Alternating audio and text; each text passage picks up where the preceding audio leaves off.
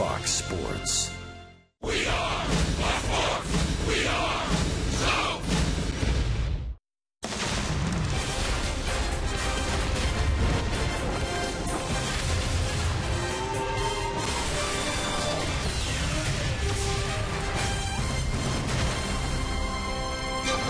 Well, I'm not exactly sure that the late, great Ernie Banks had this in mind on this date of the schedule, but it is a great day for a doubleheader. The Braves and the St. Louis Cardinals will wrap up the 2015 regular season with a twin bill. Yes, a final day of the season double dip is coming your way today on Fox Sports. Hi again, friends.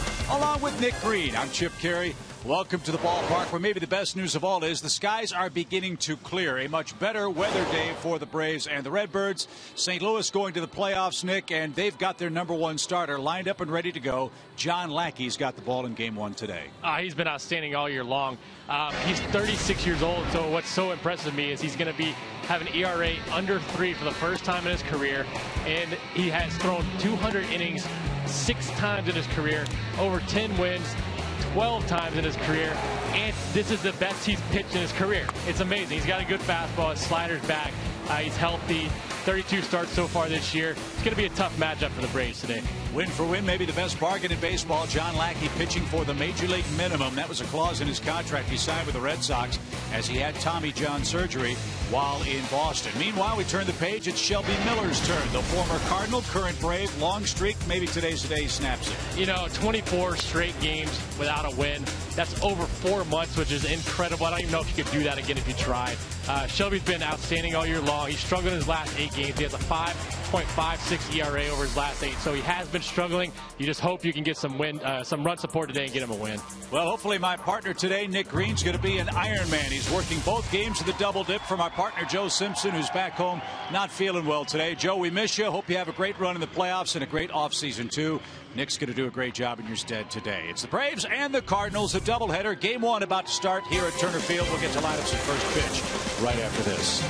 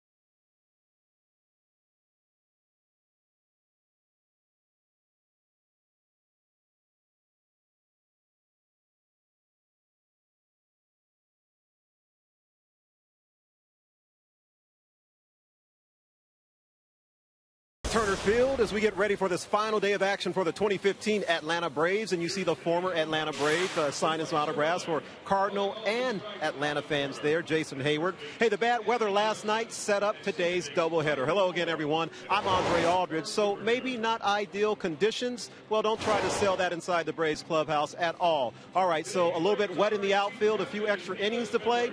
Well, I talked to Cameron Maben about that, and he says when you get a chance to do your passion and play baseball, there's nothing wrong.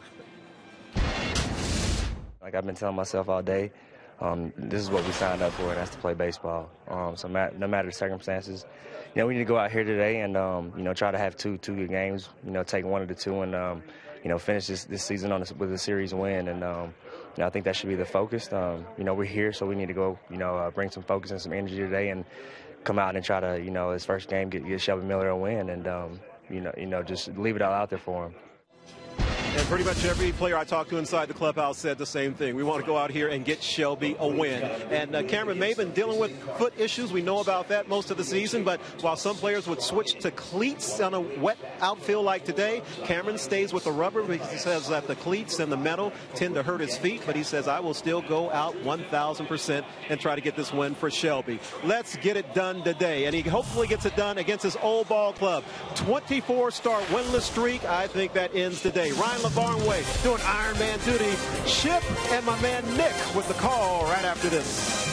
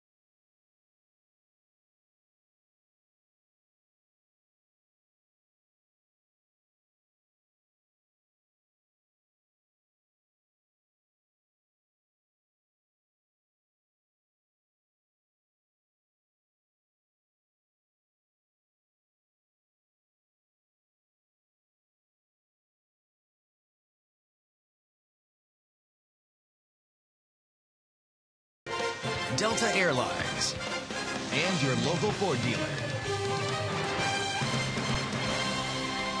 Cloudy, breezy day in Atlanta here on Sunday, the 4th of October. We've got a doubleheader on tap with you between the Braves and the Cardinals. Hope you'll enjoy our final day of baseball in Atlanta in 2015 today. A look at the Cardinals Academy Sports batting order. A lot of their regulars are in the lineup. Matt Carpenter with 28 homers is their leadoff man. Stephen Piscotty's in right. Matt Holliday in left. Jason Hayward at long last is able to play in his former home ballpark here at Turner Field. Johnny Peralta at short. Moss, Wong, Cruz, and John Lackey will face the man that's got that long streak. Maybe today, Nick, is the day for Shelby Miller. You hope it is. I mean, it's over 4 months since he gotten a win. He needs to make sure that he gets out there, throws strikes, allows his defense to work. He hopes some runs are behind him. It's almost laughable how long this streak's gone on. And you hope you can just get a win for him this last day of the season. Well, Shelby pitched great against the St. Louis Cardinals back in July. What are his forward keys to victory today? Well, he needs to pitch to contact, and by pitching to contact, he's going to throw fewer pitches. His pitch count has been way too high lately. He hasn't been striking out a ton of guys, so if he pitches to contact, gets quick outs, and allows his defense to work behind him, hopefully we'll see a Shelby Miller goes deeper into the game and gives his team a chance to win. That's exactly what he did on July 25th in St. Louis. Pitched a great game. 1 earned run allowed over 7 innings and 1/3. That run came home on a sacrifice fly, and when Shelby Miller came out of the game, the Cardinal fans gave him a standing ovation as he made his way to the Braves dugout. That was a great moment earlier this season. So Miller's first of the day is off the plate. We're underway in Atlanta.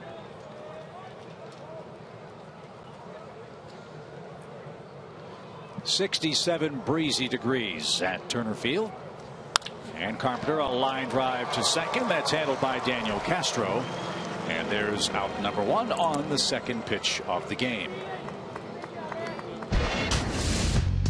Here's the rest of the Braves defensive lineup presented by CPI Security. Bourne, Maben, and Markakis in the Atlanta outfield. The Iron Man today is not only Nick Green, but Ryan LaVarnway. He is expected to catch both games of the doubleheader today. Bethancourt unavailable with a sore thumb.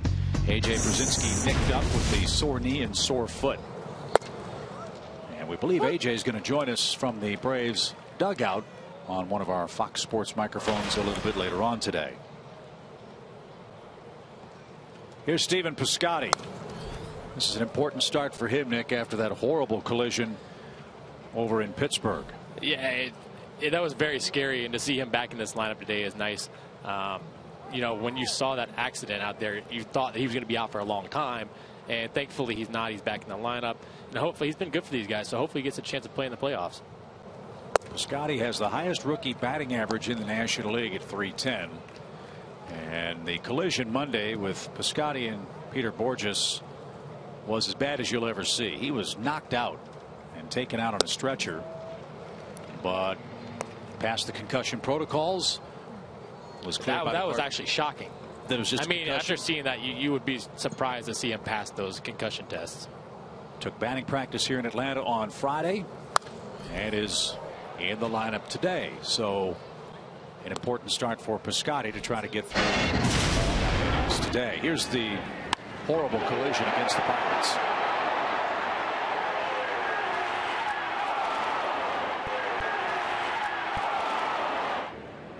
What a weird play, too. Line drive to right. Markakis catches that. Piscotty's retired.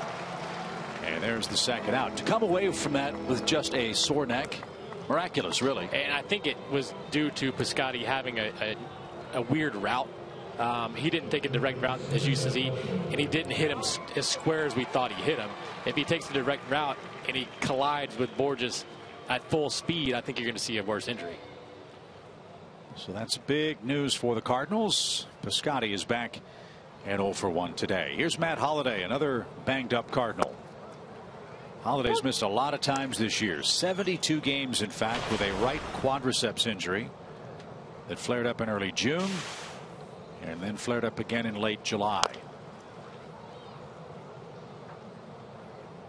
And you can see Shelby right now. He's pounding the strike zone so far. I love watching LaVarnway catch back there. He's a big target. He's soft with his hands. Shelby's throwing to the corner. He's getting ahead and not afraid to pitch to contact. And that's what's going to make him successful the rest of the day. Quickly ahead of Matt Holliday, 0-2. And driven foul and out of play. Last year, Holliday played 156 games for the Cardinals, hit 20 homers. In fact, Matt Holliday's hit 20 or more homers every year in the big leagues since 2006. That's pretty good. Yeah. And Miller got him to swing and miss. 3 up, 3 down for Shelby Miller. Very economical frame. He threw 13 pitches.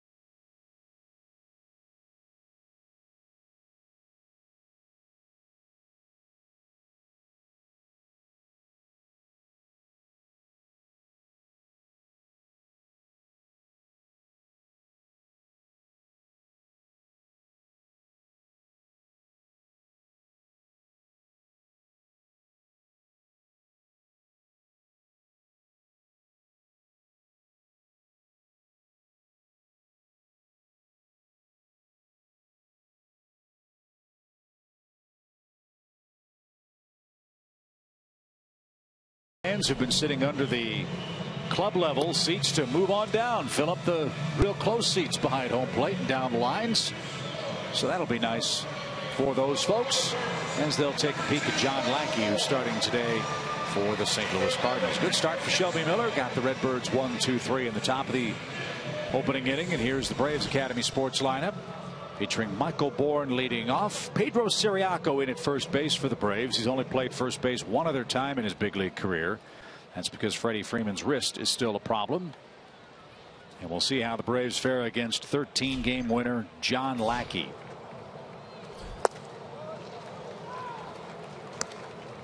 This guy's a horse. I said this in the pregame, and he is 36 years old, and he's probably having one of the best years of his career. He's going to have an ERA under 3 for the first time in his career at 36, which is pretty incredible. 214 innings for Lackey. And if you just do the math, if the Cardinals open up their playoff run on Friday against the Cubs or the Pirates, he will be on regular rest. He will be, in all likelihood, their game 1 starter. And you can understand why in that case, Nick, because John Lackey's sets up perfectly. Yeah, he's got a lot of postseason experience. He does, and like we said, he's pitching the best he's pitched in his career, and he has the post-game experience, like you said, so you want him in game 1. Fly ball down the right field line. That baby is high off the fence. And Michael Bourne on his way to second. He has a leadoff double. And that's how the home first begins. So a great chance for Atlanta to give Shelby Miller an early run today. And you see Bourne here with a 1-2 count. It's a hanging breaking ball that he's able to pull. That's not the pitch Lackey wanted to throw, but Bourne was able to take advantage of it. You have to be ready to hit this guy because he's going to throw strikes. He's not going to walk a lot of guys. He's pitching to contact, doesn't strike out a ton of guys. So you got to be ready in all counts. So Daniel Castro's the hitter. Castro's been impressive for the Braves. A couple of homers, including one here on Friday. And talk about shocking. Seeing Castro with power is shocking. I saw him a lot in the minor leagues and Gwinnett. And the power, he doesn't have a ton of power, but you come up here, he's done a fantastic job, and he's taken advantage of the opportunity. You had a similar role as Daniel Castro in the big leagues, especially with the Braves. How difficult is that role when you're used to playing maybe every day at AAA and you come here and you don't know when your chance is going to come? It's not the easiest thing, but he's got a good head on his shoulders. He knows his role. He wants to go out there and help his team win. And it's a guy like Castro, I think, is really, really valuable to a team that wins because he's going to do everything he can to help your team win. He's going to move the runner. He's going to bunt. He's going to play great defense. He can play all over the field.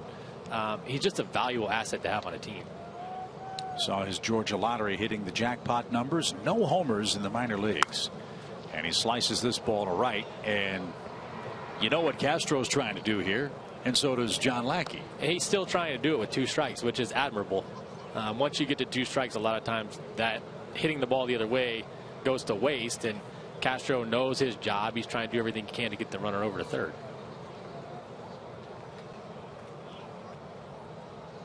Bourne led off with a double. That's where he stands with nobody out. Another inside out swing. And if you can see the pitch track, Lackey is on the corners or off the plate just a little bit all day long. And that's where he's going to stay, and that's why he's had so much success. He's not missing in the middle of the plate much except for to Bourne, the first batter. But if on Castro's, he's all over the corner and off the plate a little bit. Little number. That's going to be fielded by Lackey. Off balance throw. And he made a great play to get Castro, who wanted to hit the ball to the right side, dribbled it to the left side, and it was in such a perfect spot, it was still a productive out. And that's just as good. I mean, he's trying to hit the ball the other way, gets jammed on a 2-seamer coming in hard on his fist, and is able to put it where nobody can make the play. So Lackey moves Bourne to third base. Nice job. That's a heck of a play by John Lackey.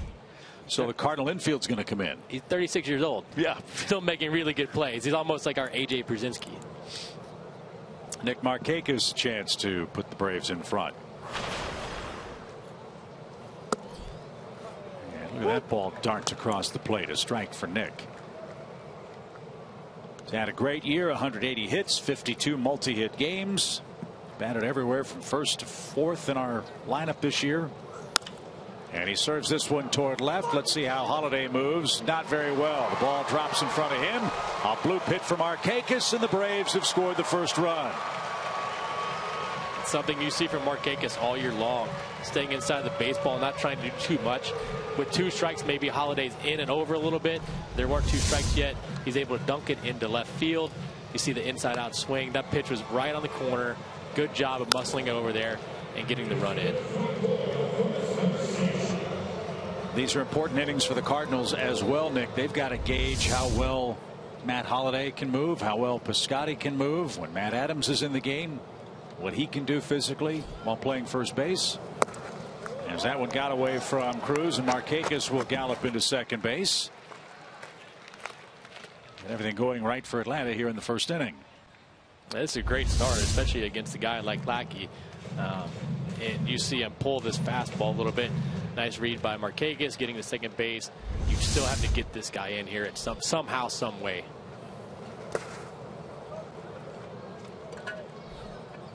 Adonis Garcia has been a hot hitter for the Braves, a .357 average over his last 16 games. That's why he's hitting 4th. 8 homers.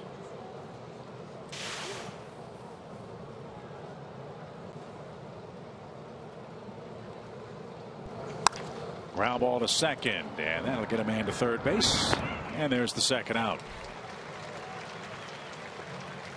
Cardinals are playing a lot of their regulars in game 1. We'll see a few of them sprinkled in game 2 as well.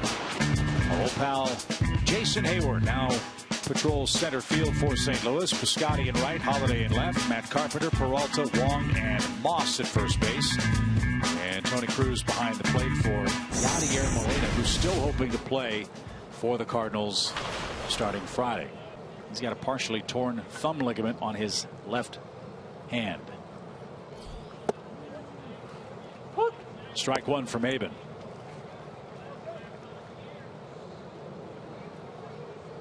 Cameron's knocked in 58 runs this year, and he's got a 6-game hitting streak. Out of play. Quickly 0-2.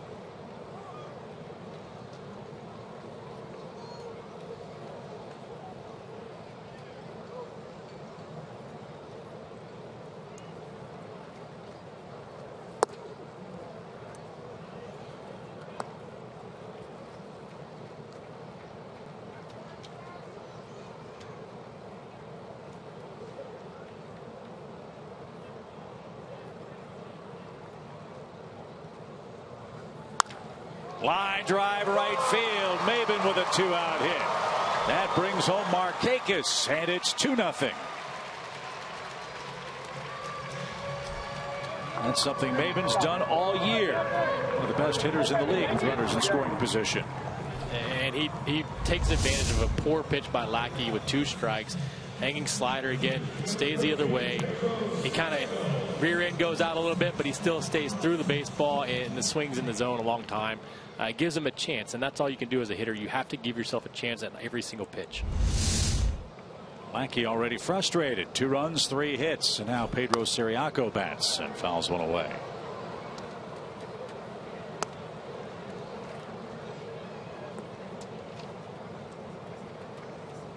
Jaime Garcia pitched 4 innings in game 1 of the series for the Cardinals. Might see a similar workload for Lackey. As Maben's running and the pitch fouled away, it's 0-2.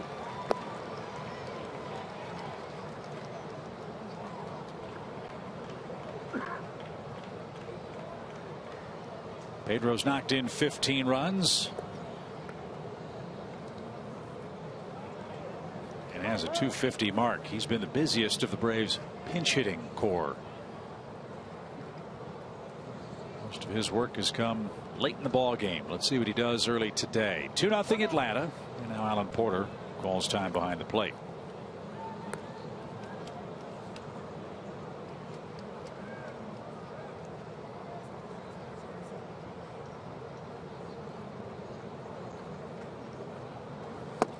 And a swing and a miss.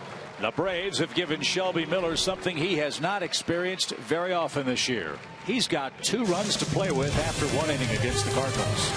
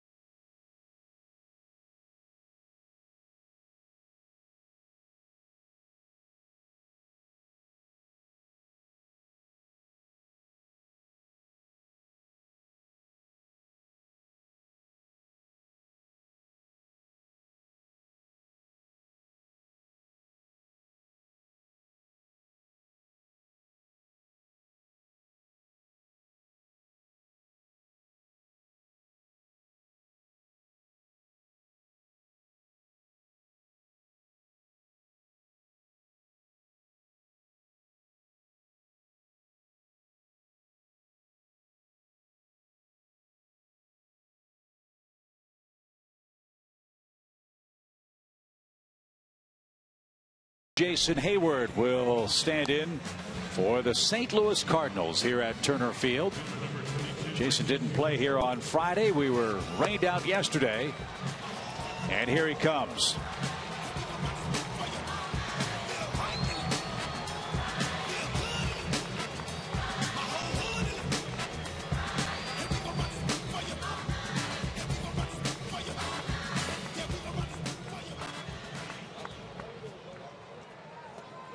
Nice cheer for Jason, who was asked on Friday about what it feels like to come back to Atlanta. And he had kind of a funny line. He said, doesn't feel real homecoming-ish. And there was a reason for that. As Miller delivers a strike. Jason said, there are only a couple of guys in the Atlanta locker room that were here last year when I was here. And he's right. They have quickly fallen in love with Jason Hayward in St. Louis. He's had a very big year for them.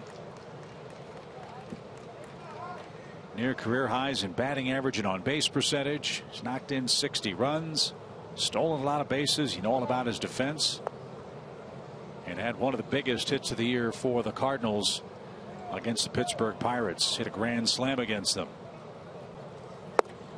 And Miller just struck him out on 3 pitches. 1 away, 2 straight strikeouts for Shelby. And that was a beautiful backdoor slider. Hayward, he got ahead in the count, which is so important. Then he drops a little backdoor slider. Hayward can't pull the trigger.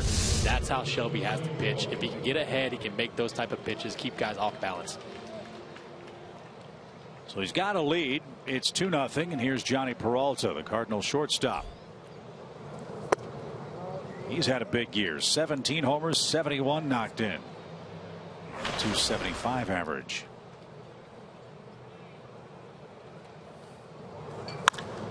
Ground ball to third. Adonis can't handle it. Simmons backed him up. Long throw to first. Almost got it.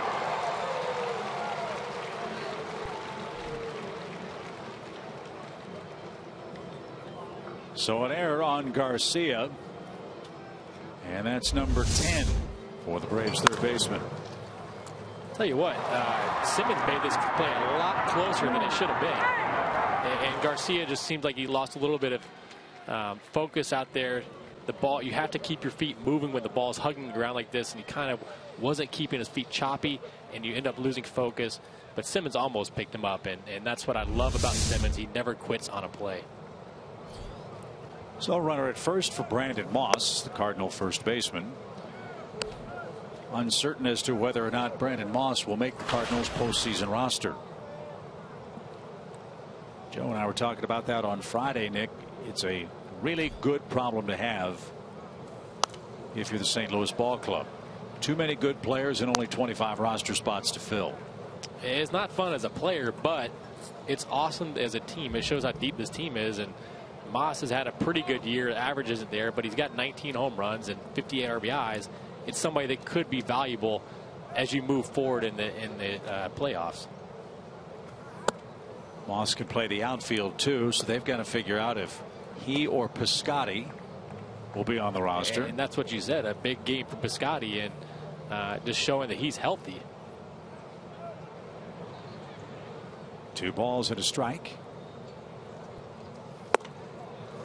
2-2. John Jay also in the discussion. He's only hitting .215 for the Cardinals this year.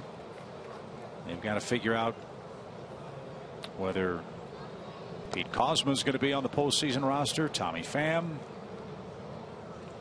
and John Mozeliak, the Cardinal general manager, is in Atlanta watching the Redbirds play this weekend. A base hit to right for Moss.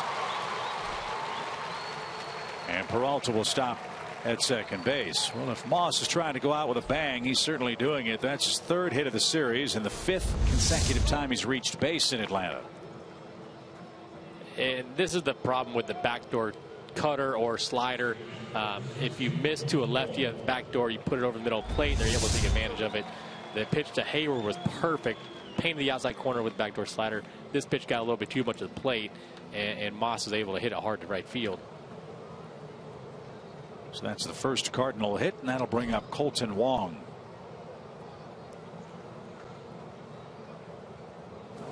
Wong, the St. Louis second baseman.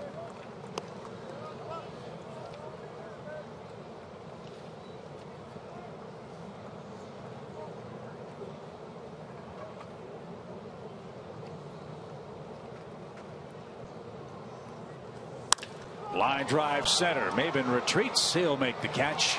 And there's the second out. Hard hit ball, but right at Cameron. 2 down. Like you always say, it doesn't matter how hard you hit it as long as you get outs. You're in good shape. Shelby needs a shutdown inning. He's an out away from accomplishing that with Tony Cruz, the catcher, digging in. This is another big decision for St. Louis. Do they carry 3 catchers? Not knowing about the health of Yadier Molina. A torn ligament in the thumb is not something that you typically come back from quickly. I had one of those and I was out for 2 months.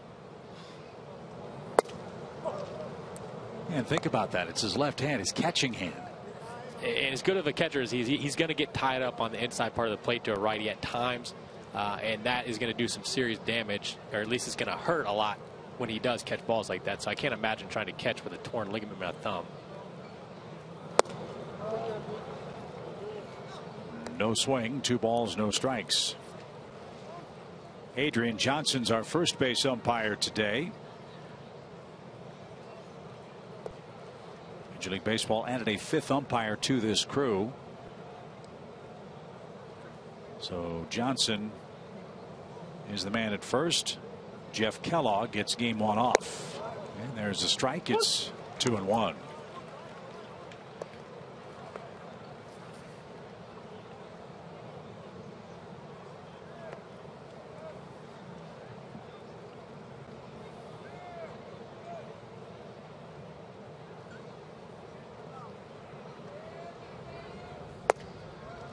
That caught a corner. Pretty pitch. 2 balls, 2 strikes. And that's that good little cutter slider thing. Down in the zone towards the outside of the plate. Cruz cannot pull the trigger. He threw the 2-0 pitch, a little cutter right down the middle, which he could have hit, but he wasn't looking for that pitch. Then he goes away with it. Now he sets up so many other pitches from here.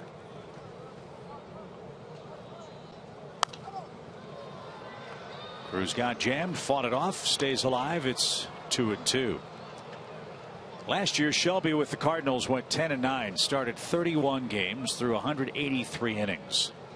He'll go over 200 innings with his work today. He's already set new,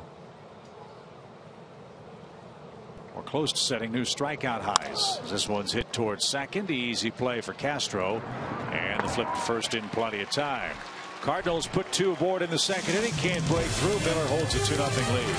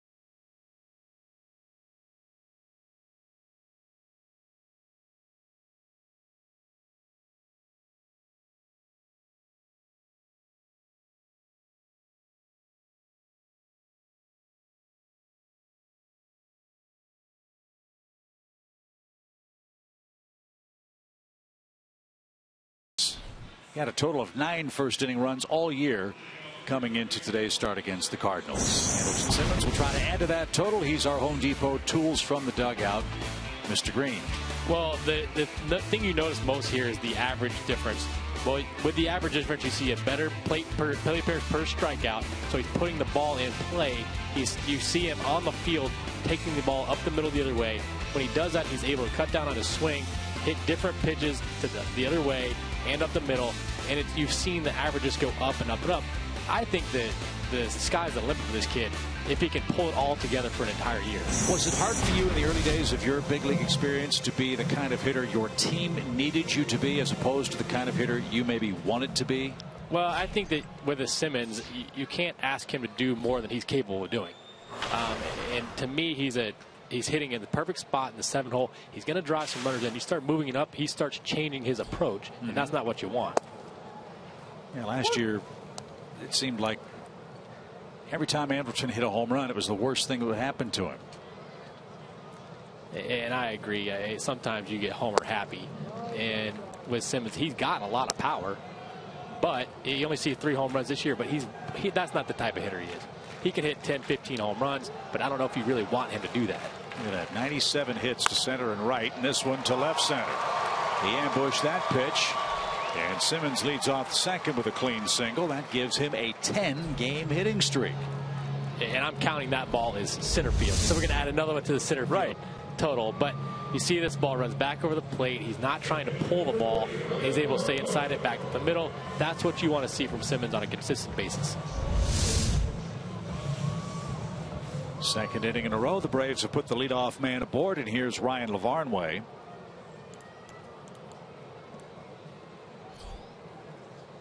Ryan batting .217, a couple of homers this year.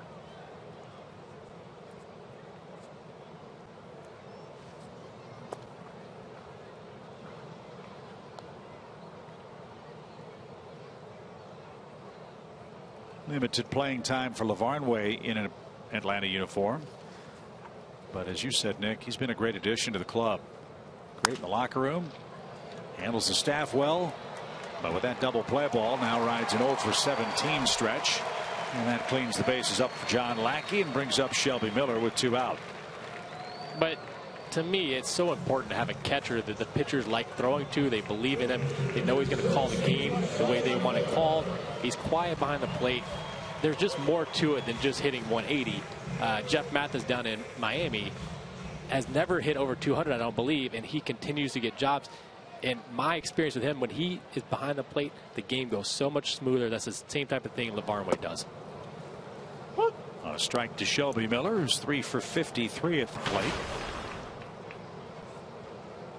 Lackey trying to get into a groove, missed outside, and it's an even count. All the other baseball is going to start in about an hour and a half.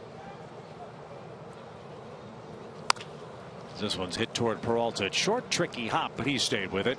And that'll retire the side. We'll tell you about the interesting storylines around the big leagues when we come back. It's 2-0. Braves over the Cardinals.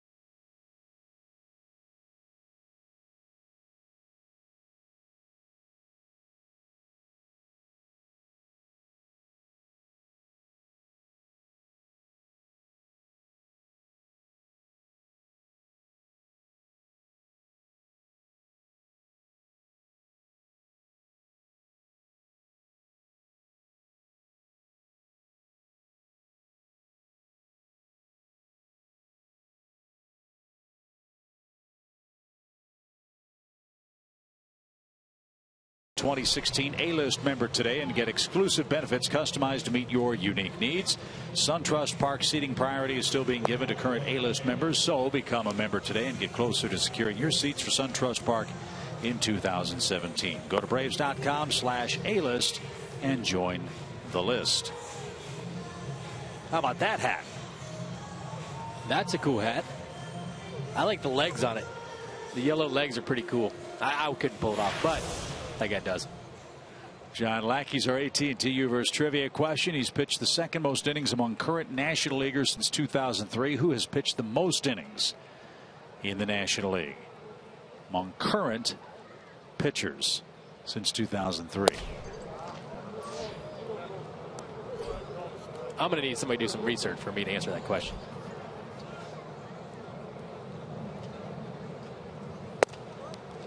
A strike for John Lackey. Well, come on, let's just go down the. It's a current National League pitcher.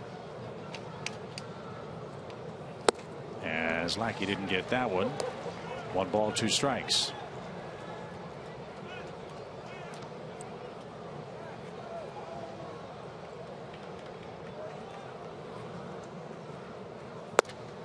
Ooh, just missed. 2-2.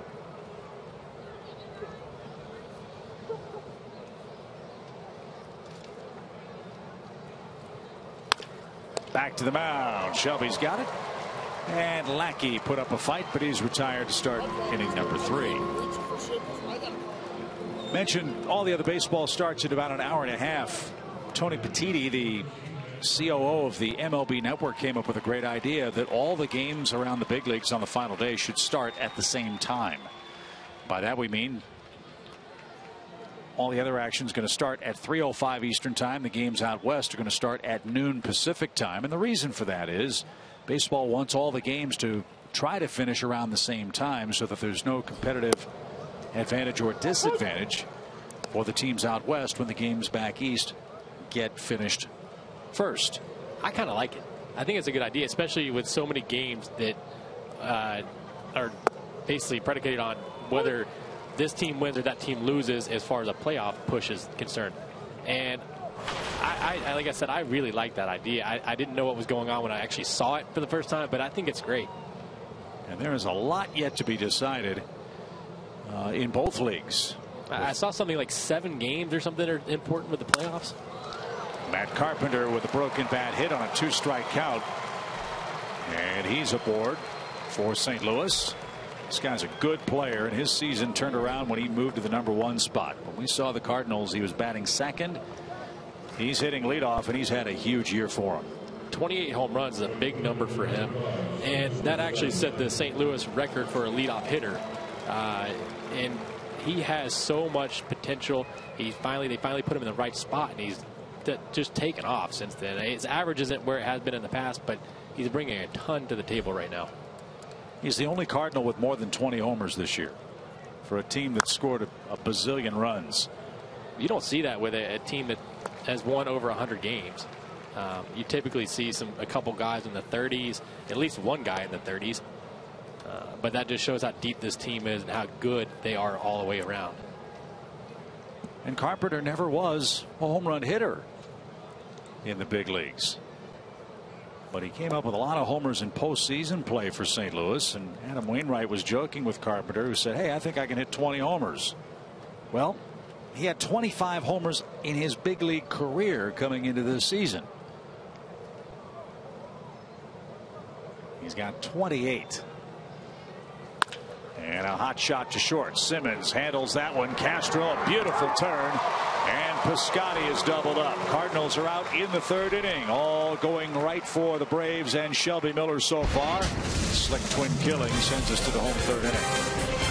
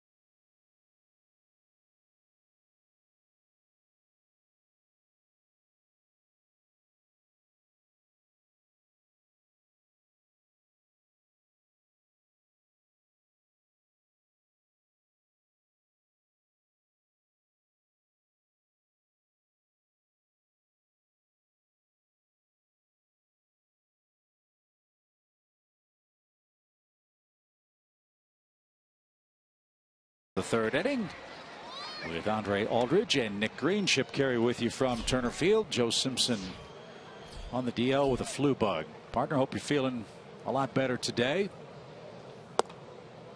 And fans will get to see Joe Simpson and Dennis Eckersley and Brian Anderson on TBS's coverage of postseason play. Joe, I believe, has the Cardinals series against either the Cubs or the Pittsburgh Pirates. So we wish our friends at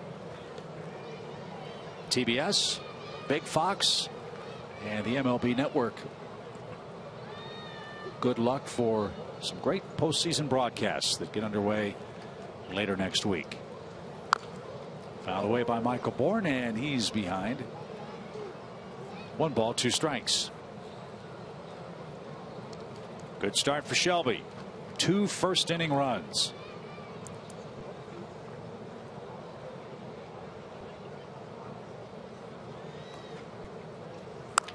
Check swing and a bouncer toward first. That'll be easy for Moss. He'll make the play. And there's out number 1. And here's Castro. So let's start in the National League, Nick. Some big things to play for today.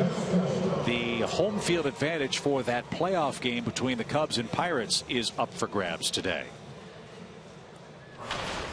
That division has been very, very impressive this year, and to see the numbers those guys are putting up, it's crazy. If the Cubs beat Milwaukee and if the Reds beat the Pirates, the Cubs will host Pittsburgh in the 1-game wild card shootout. And that explains why every game's starting at 3 o'clock. Exactly right. If you see somebody finish earlier, you can take all your guys out and not worry about it. You've already clinched and you haven't even done anything.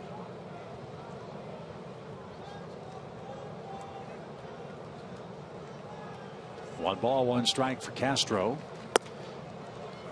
And that game would be played, Cubs and Pirates, on Wednesday. But we might have baseball tomorrow, as that one's cut on and missed. Craziness in the American League wild card. The Astros have guaranteed themselves the possibility of playing Monday at the very least. They have a 1-game lead for the second wild card with 1 game to play. Chopper hit towards second. And the throw by Wong to Moss in plenty of time. There's the second out. If Texas loses and Houston wins, there'd be a tiebreaker on Monday and the wild card game Tuesday over in the American League.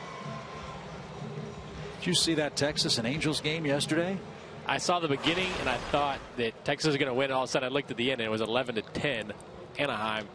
I never looked to see what happened after I stopped watching the beginning of the game.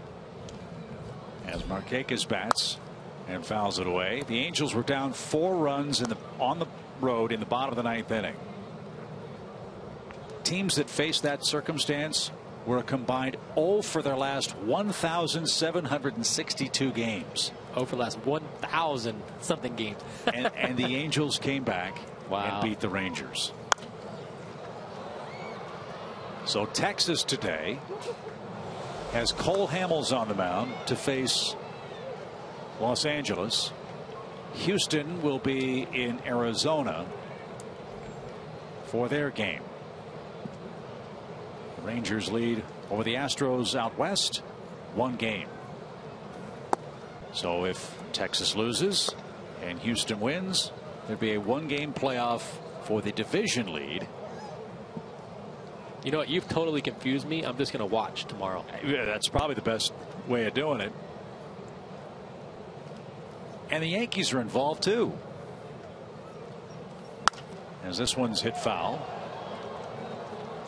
If the Yankees lose and Houston wins today, and Houston's the wild card, they won the head-to-head season series with the Yankees, and they would host New York in the wild card matchup.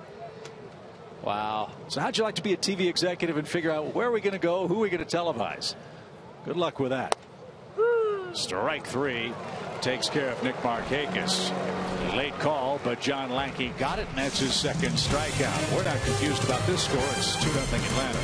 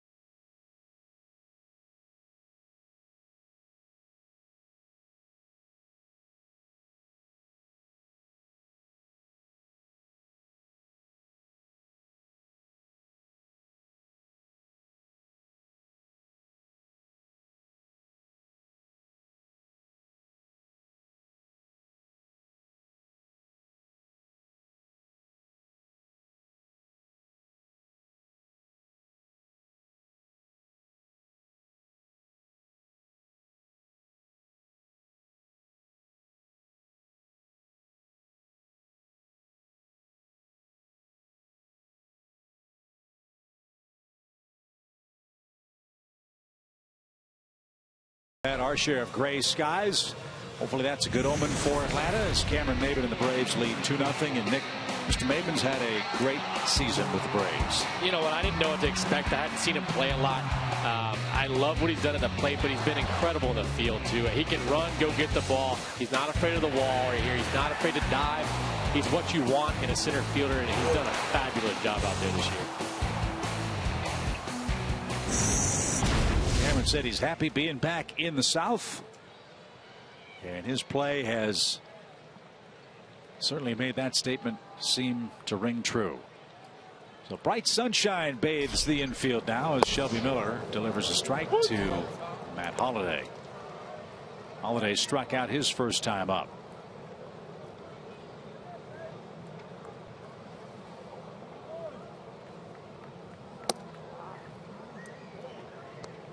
One ball, one strike.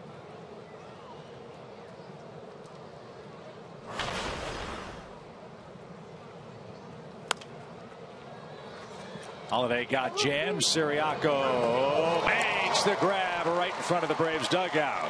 Nice play for Pedro. One man down in the fourth. And that's not an easy play. Pedro hasn't played over there much at all. Hardly any. And he's able to run over, catch the ball, running into the wall.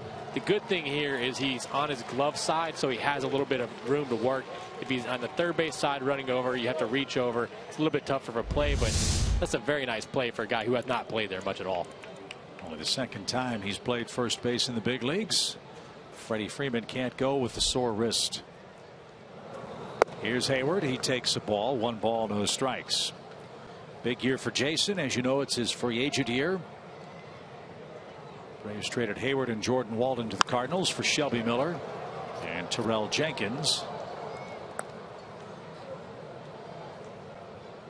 He's played a big role in this 100-win team for the Cardinals too, and the numbers you don't know about are the 20+ stolen bases.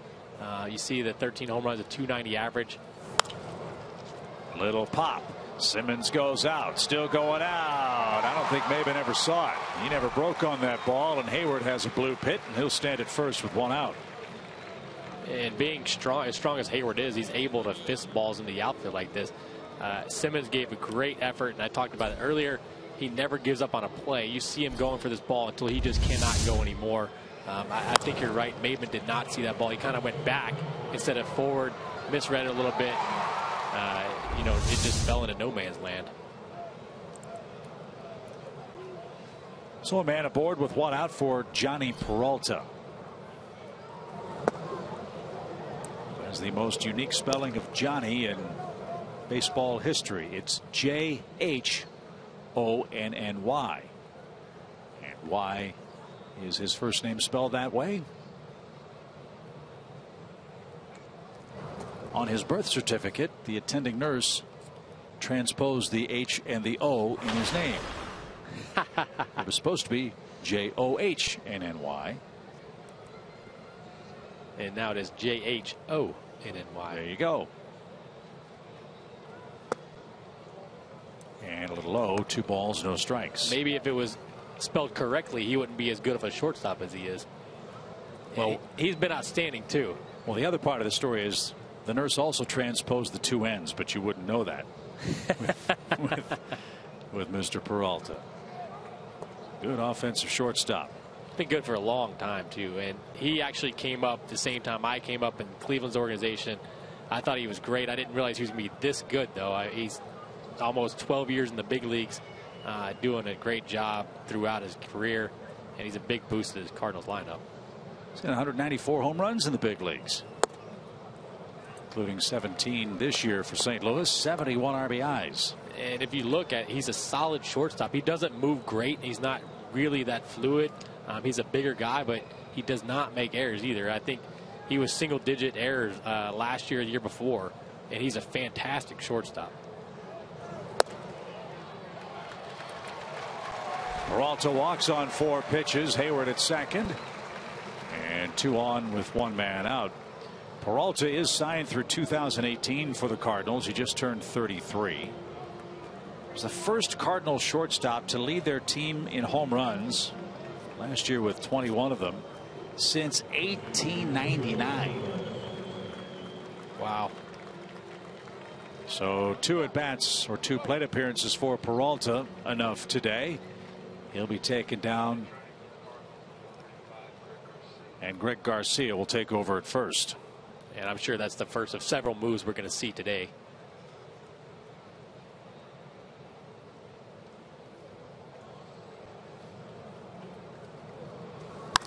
High fly ball by Moss. That's hammered deep toward the gap. Maven, as far as he can go, has room. Now the throw coming to first, and it's going to be in time. Garcia thought it was gone. He rounded second base and couldn't scramble back in time. He's doubled up, and the Cardinals run themselves out of the 4th inning. Thought that ball was gone off the bat of Moss, but the park big enough to hold it with the wind blowing straight in. And St. Louis out of luck in the 4th, and Miller holds a lead.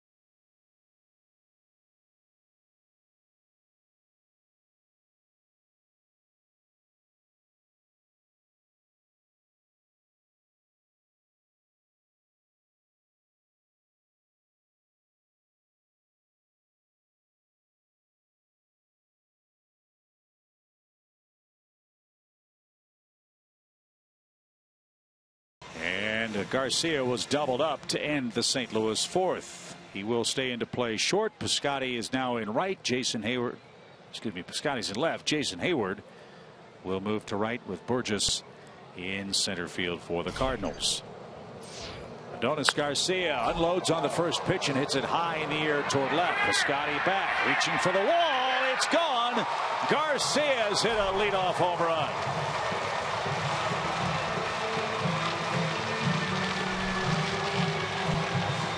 Ninth home run of the season for Garcia. His power has been pretty impressive up here. He's able to take advantage of a first pitch rolling breaking ball in the zone, able to pull it to left field. We've seen much of his home runs go to right center. This time he's able to take an off-speed pitch, pull it, and get a big home run. Here's the hanging breaking ball first pitch. I played with Derek Jeter, and I always said, how are you ready on the first pitch all the time? He said, I look fastball right down the middle every single time, and if it's down the middle, he can adjust. So with that home run, Nick, Garcia's tied for 3rd on the team in homers with A.J. Przinsky. And to put that in perspective, A.J.'s had 407 at bats. Garcia's had 185 of them.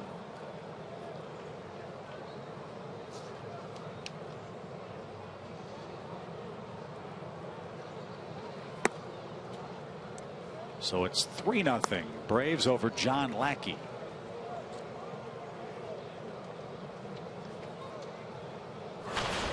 It was home run number 98 for the Braves ball club. 3-0 is right there. 3 balls and a strike.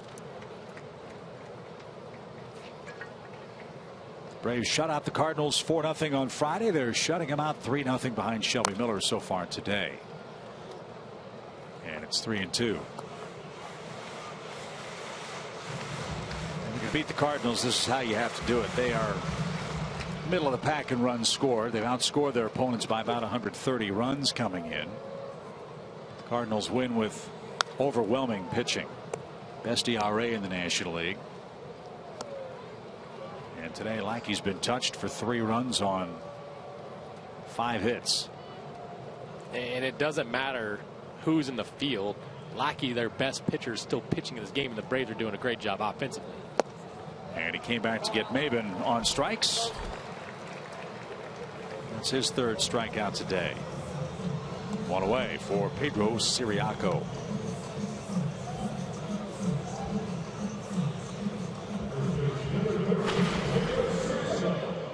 Mentioned Pedro's work this year, most of it coming off the bench. 43 pinch hit assignments for Ciriaco. That's 43 of his 137 at bats this year. 11 pinch hits for the Braves. And didn't think much of that call. Strike 1. I like Ciriaco. I think he brings so much to the table. Like you said, most of his good work has been in the back end of a game, but he plays every position. He's a good hitter. He can come off the bench, hit a fastball. He comes in, can steal bases. And like I said, he plays all the infield positions, and he shows you can play first base today, even making a nice play on the line over here. I like this kid. I'd like to see him get 2 or 3 starts a week if possible. Couldn't check a swing on that one, and Lackey struck him out. And there's the second out. Well, again, his skill set probably reminds you a lot of young Nick Green. Yeah, he does. And, I mean, he's way faster than I was. But he brings, like I said, he brings a lot to the table. He's able to hit some gap. He's got gap power. He could possibly hit a home run. You give a guy like that a start once or twice a week, get him in the back of some games. I think you get a lot out of a guy like Ciriaco. Here's Simmons. Andrelton with a base hit, his first time up. A 10-game hitting streak.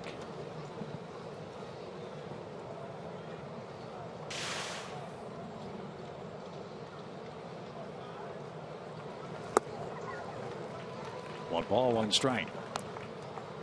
That's a nasty slider, and that's what makes Lackey so hard to hit when that thing is on. When he's able to release it out front, he gets that serious depth on that slider, and it's very difficult to hit.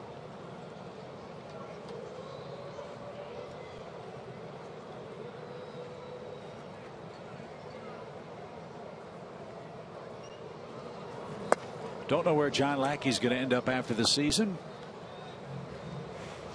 But I know this, his line for the season is exactly the kind of thing the Braves are going to be looking for. He's not going to have trouble finding a job. Well, right, exactly right. 200+ innings again in his age 37 year. Line drive to second retires Andrelton Simmons. And the Braves have added a 3rd run. Adonis Garcia ambushed a pitch early in the inning. He's hit his 9th home run. After 4 in game 1, the Braves are leading the Cardinals 3-0.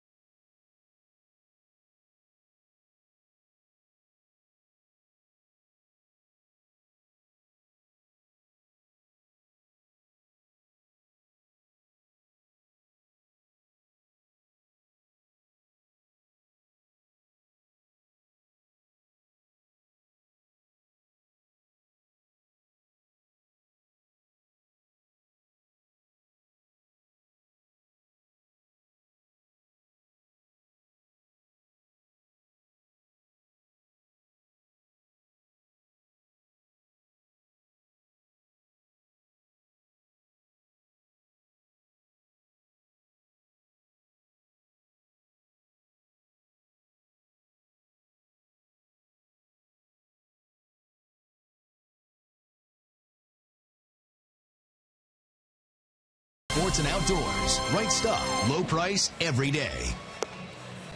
So far, so good on a cloudy day in Atlanta. Braves lead the Cardinals 3-0. 2 first-inning runs and then a home run by Adonis Garcia in the 4th. Puts Shelby Miller in front of his former club with the 7, 8, and 9 hitters coming up.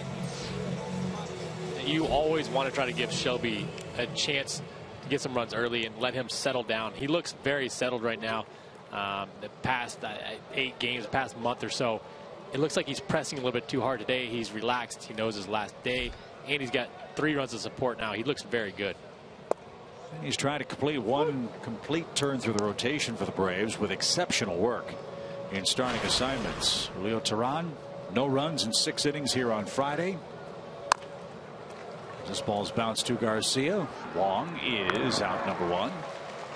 On Thursday, Ryan Weber, 7 innings, 1 run, 10 strikeout ball against the Nationals.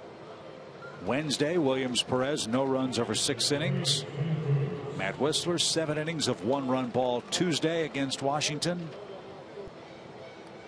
So these young pitchers for the Braves have accounted for 27 of their 65 wins in their final starts. Knock on wood, have been excellent. And these kids have a lot of positive things to build on for the offseason. You always want young kids to go into the offseason feeling good about themselves. They've kind of gone through some rough stretches, but this September and the back end of September, they've done a really nice job. And for them to get that confidence back going into spring training, knowing they can pitch at this level, is big for these guys. How about that? That's pretty impressive. 2 for 50 with runners in scoring position in the last 7 games at home. And that was the number that stuck out to me most. These guys are, if they get in trouble, they're able to make pitches. 50 guys in scoring positions, pretty good bit, but being able to make those pitches builds a lot of confidence and character out on the mound.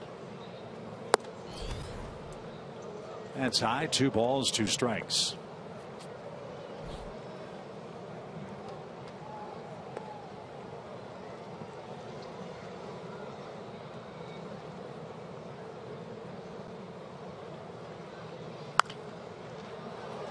That's headed for the seats and out of play. Tony Cruz, another 2-2 count. This is the first doubleheader played in Atlanta, traditional doubleheader, since 2011. It's the first to end a year since 1961. Braves had bad weather in 1989, and they were going to end the season with a double dip with the Dodgers, but they were only able to play one of those final 2 games. As Miller got Cruz to swing and miss for out number 2. And Randall Grichuk is going to come on and hit for John Lackey.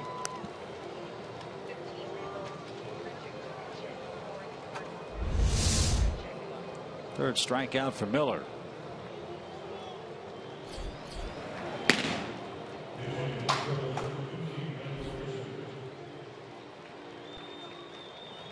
So as we're led to believe, the game plan for Mike Matheny, let his starter go 4. Get some work for his pensman. Jaime Garcia went 4 innings of 2-run ball on Friday. Lackey gave up 3 runs in his 4 innings today.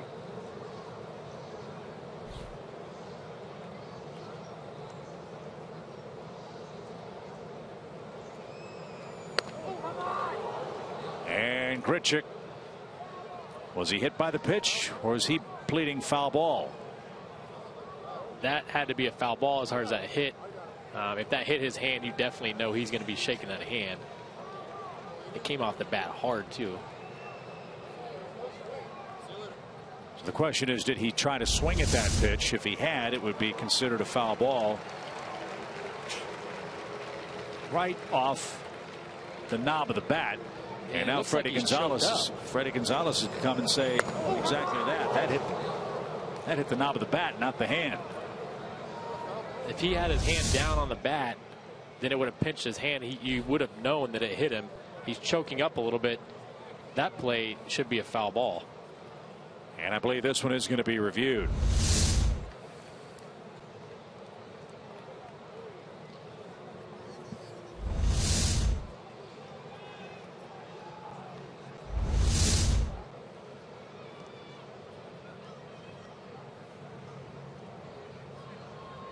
and you can clearly see that hit the knob of the bat, and it was a loud sound too. And you hear it here.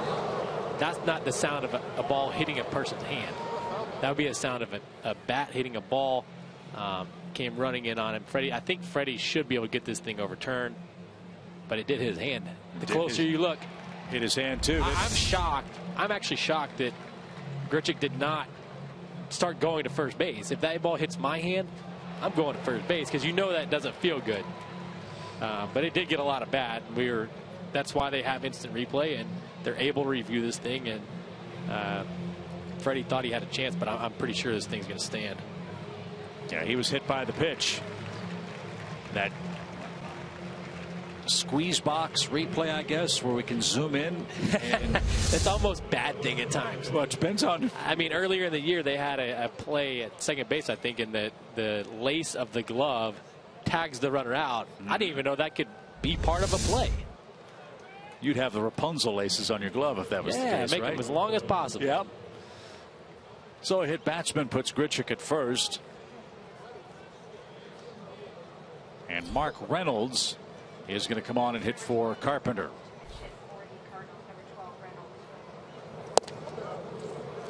So as we told you,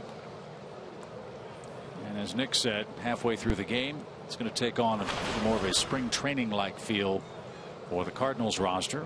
Get a couple of at-bats for the regulars, get them out so they don't get hurt, and turn things over to players trying to earn bench spots for the postseason roster. And Reynolds hits this one a mile high towards second. Castro is there, and he's got it. And Shelby Miller's pitched the required 5 innings with the lead to qualify for the win. Still a ways to go. It's 3-0 Atlanta.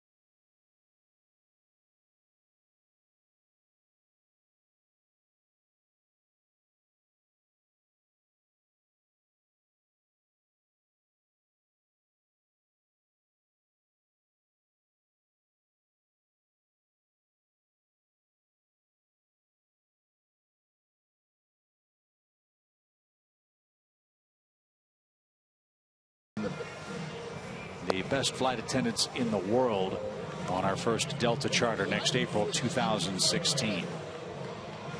Much changes for the Cardinals now. Mark Reynolds has entered the game to play third base. He takes over for Matt Carpenter. And left-hander Tyler Lyons is on to pitch inning number 5 for St. Louis. And the good pitching doesn't stop as the starting pitching leaves. They continue to run good arms out there. And this is a good test for the Braves. I feel like they're just playing such relaxed baseball now. It doesn't matter who goes out on the mound. I feel like they're going to have some success. Lyons pitched in 17 games for the Cardinals this year, made 8 starts, 3-1, a 3.47 ERA. Lots of strikeouts, not many walks for Lyons. But here's an oddity: 56 hits this year. He's given up 10 homers in 57 innings. That's strange for a guy that strikes out a lot of guys. That just means that he's missing spots. If he's not missing spots, he's getting strikeouts. And Ryan LaVarnway, the first to greet him, and that's upstairs. Lions out of Lubbock, Texas. Cardinals took him in the 9th round of the draft back in 2010.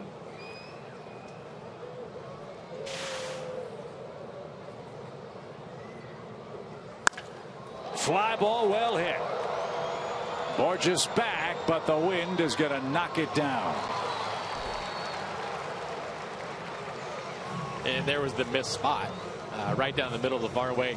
He's got the power. The wind's blowing in a little bit, and he just couldn't get it out there. I'm hoping that the Braves can get 2 home runs, either the rest of this game and the next game, in order for them to get to 100 for the year. Been a long time, hasn't it? Been a long time. We got a good start with Garcia, but you still need 2 more just to get to that century mark.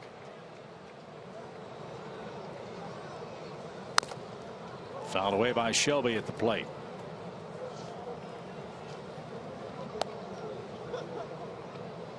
Braves lead 3-0 in game 1 of the doubleheader. Garcia's hit 1 out today. And that's off the plate. 1 ball, 1 strike.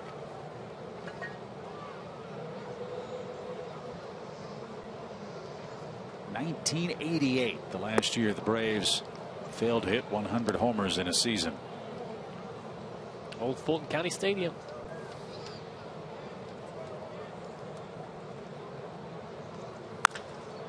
Shelby hit that one hard and foul. 2 balls, 2 strikes. Well, you've got to figure next year, just by accident, the Braves offensively are going to have a better power year. Freddie Freeman's missed 40 some odd games this season, roughly a quarter of your year. There's your 100 mark right there. That gets you over it. If he hit at his current pace, Shelby's down on strikes, 2 outs. Nick Markakis will have a full off season to recuperate from his neck problems, and an off season full of workouts so he can get his strength back. He's good for 8 to 10. Maven's hit 9. Figure Garcia and Oliveira are going to hit 20 or 25 maybe between them. Jace Peterson can hit the ball out of the ballpark. He'll have a full year of experience under his belt. And that's before you factor in any moves the Braves make to get offense in the offseason. Yeah, and Markakis' total is just basically due to not being strong enough right now. The swing's there, everything's there. And he's a guy, you say 8 to 10, he could probably hit 15. As good as he is, and he's been doing a fantastic job in that 1 hole, though. Nasty pitch fooled Michael Bourne. 1 ball, 2 strikes. And the Braves are down in the home run department by quite a few. The NL average 151, and they're at 98 after today, I think, after Garcia's home run. So Michael Bourne is called out on strikes. Alan Porter rings him up. That's a game 161 strike right there. Michael got to swing the bat. 3 up, 3 down. We head to the 6th.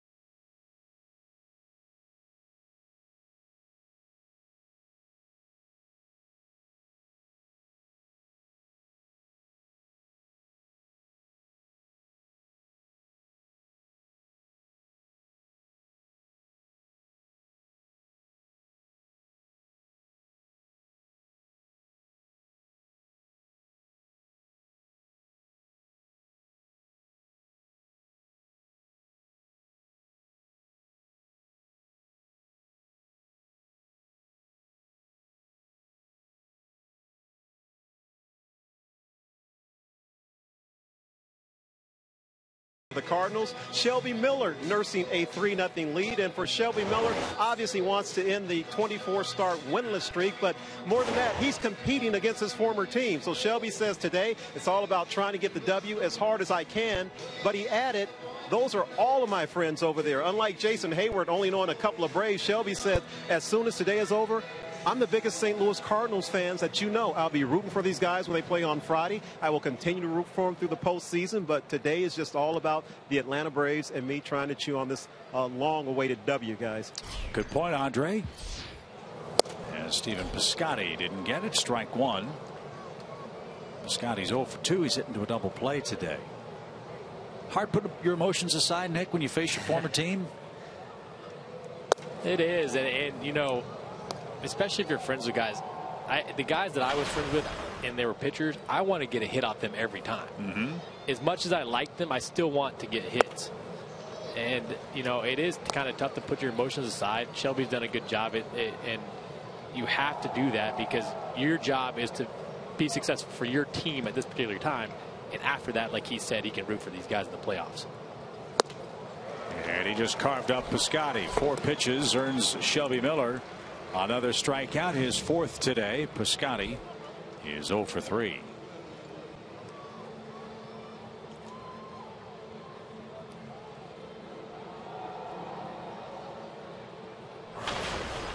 Peter Borges.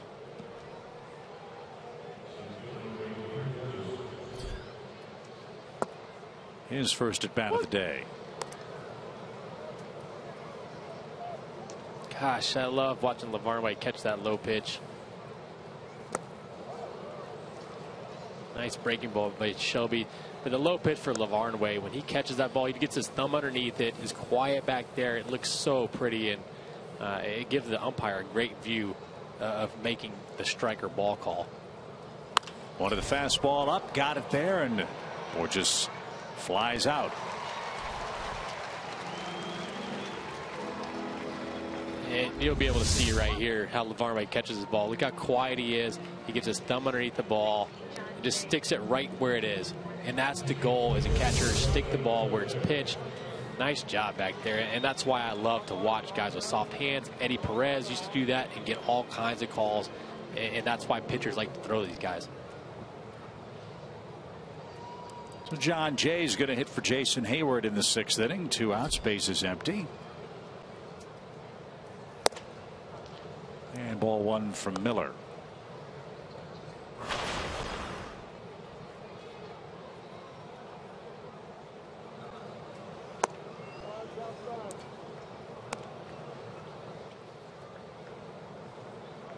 We'll have game 2 of the doubleheader for you on Fox. It will start 30 minutes after the final out here in game 1.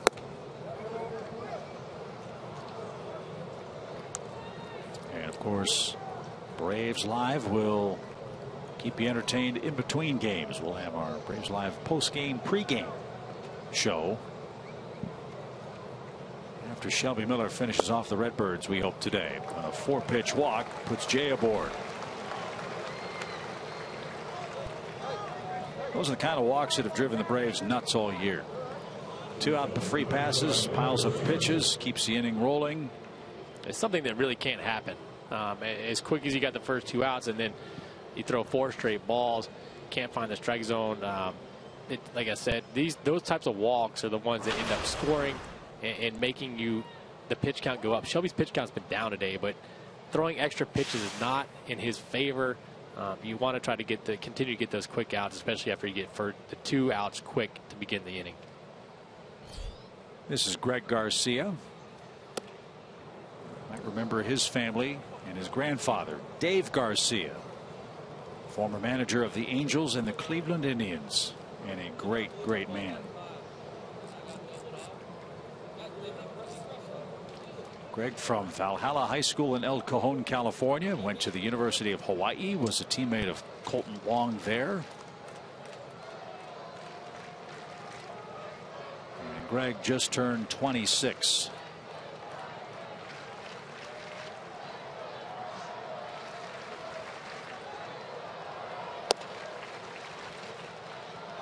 2, 6 straight out of the strike zone for Shelby Miller.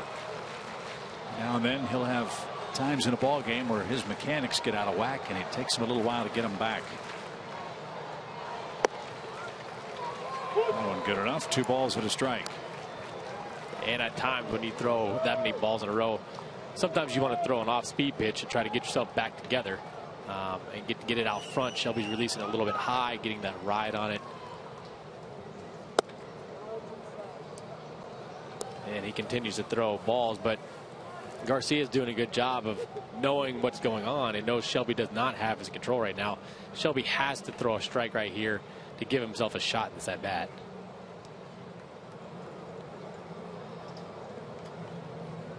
The Braves bullpen will begin to work. First 3-1 pitch for Garcia. Well hit toward left center. Bourne on the run. He's going to get there. He's going to make the grab on the warning track. And that will retire the side. A couple of hard hit balls by the Cardinals, but Mother Nature has helped Shelby twice. He leads by 3.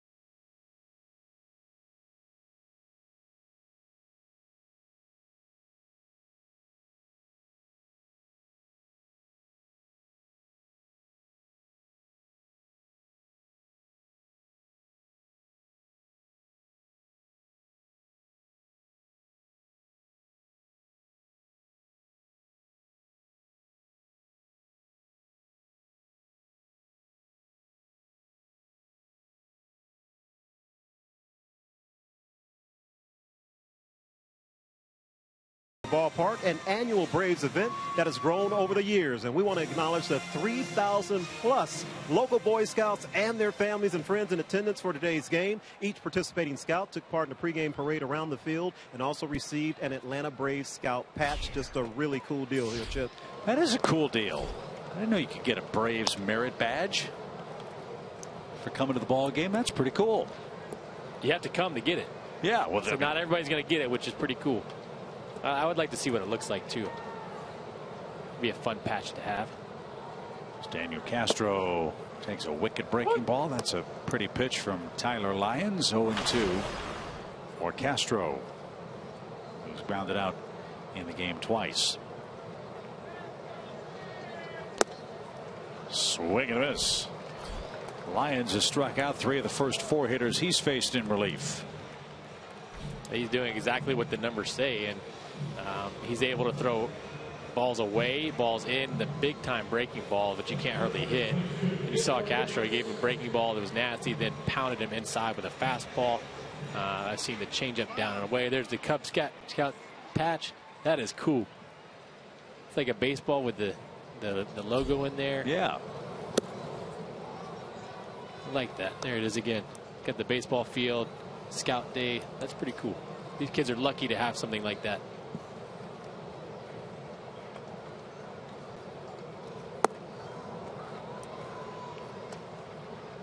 Well, if they had a patch for eating barbecue and chocolate chip cookie cake, our crew would be having a field day.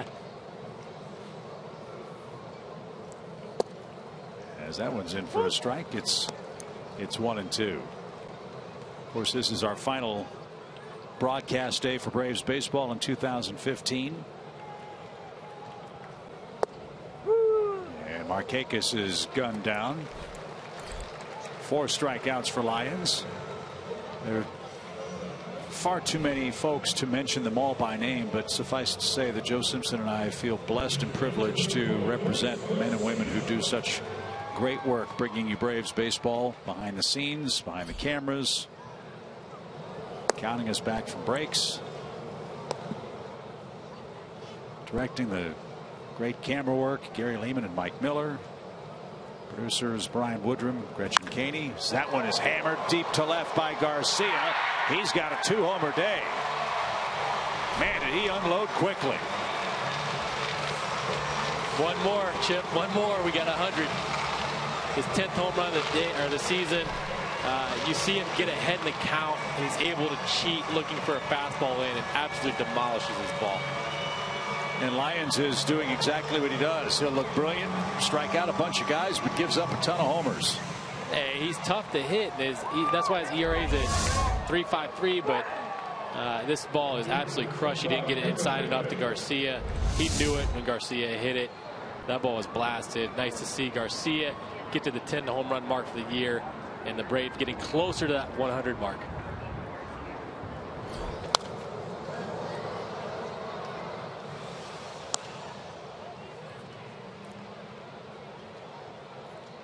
I know one person that could go in the offseason on a positive, happy note, and that is Garcia.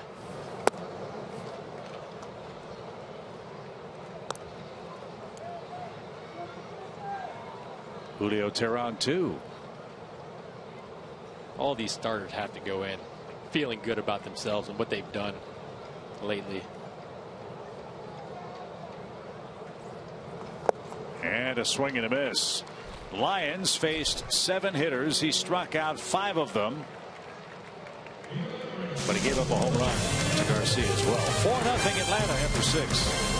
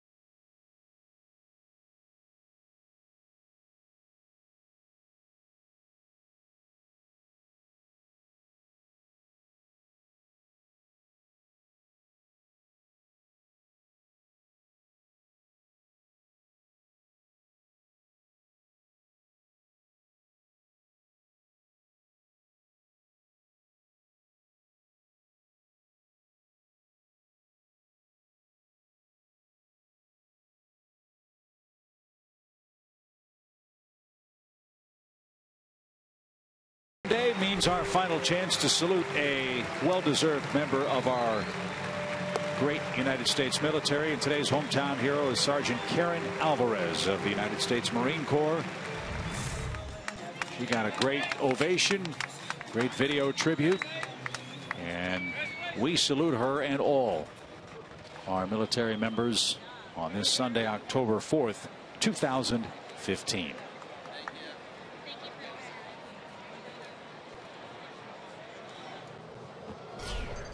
Brandon Moss pops up the first pitch. Simmons drifts out. Shift was on, and Moss tried to hit it the other way, and Simmons tracks it down for the first out of the 7th inning.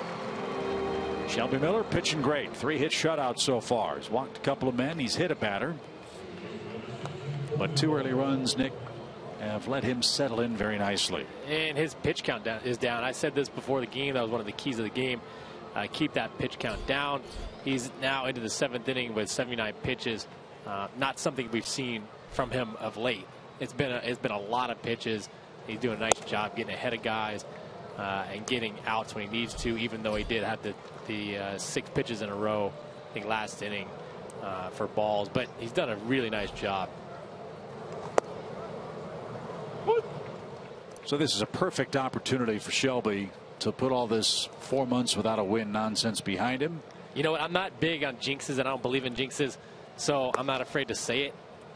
But he's done awesome today, and I think he's going to get that win finally. I said it on Braves Live one time, and I said I would never make a prediction again because he lost the game. I thought he was going to win it, but today he's done a great job out there, and I'm pretty sure he's going to get this win.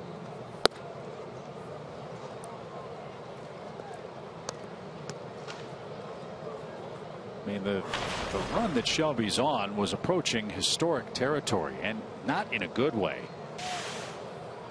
The record for most starts without a win is 27th. And that was done about 100 years ago by a man named Jack Neighbors, who pitched for the Philadelphia A's in 1916. He went 1-20 that year. In fact, wow, he was 1-1 after his first 2 decisions. Ground ball to first. Siriaco handled the tricky hop. Miller to the bag. 2 outs. The 1916 Philadelphia A's were owned by Connie Mack. There was a 3rd professional major league called the Federal League. A lot of the stars went to the Federal League because the pay was better, and Connie Mack sold off a lot of his players because he didn't want to pay them. And Neighbors was up from Class D ball because they were just desperate for starting pitching. I was going to say, how does he stay on the team? Well, he certainly wasn't helped by his defense. The shortstop for the Philadelphia A's that year committed a grand total of 78 errors. You know, my 46 in A ball sounds good compared to that. 78 of them. But his 1-20 record wasn't the worst in the American League that year. There were 4 pitchers that season who lost 20 games in the junior circuit, including the great Walter Johnson for the Washington Senators. It shows that you can turn it around. Right. So Shelby on his way to hopefully putting that to bed today. In fact, how bad were the A's that year? They were 36-117. Arguably the worst team in American League history. Wow. Could you imagine playing on that team? They were 40 games out of 7th place. How many fist fights did they have in the locker room? Think about that. 40 out of 7th place. And they finished last in the American League. Nah, I can't believe they finished last. Yeah, right. Yeah. 2 balls, 2 strikes, 2 outs for Tony Cruz. And Miller got him to swing and miss. 5 strikeouts for Shelby. Time for our first of 2 7th inning stretches today. Atlanta in command late.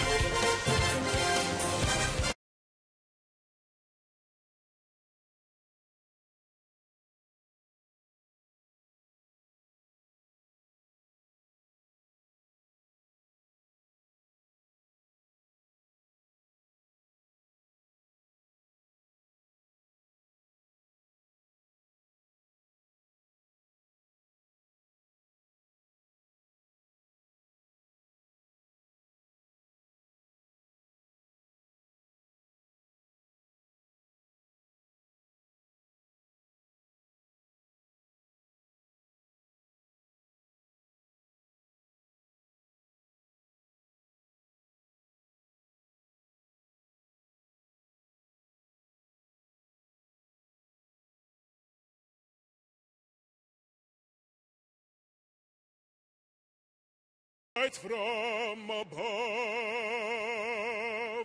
from the mountains to the prairies, to the oceans, white with foam,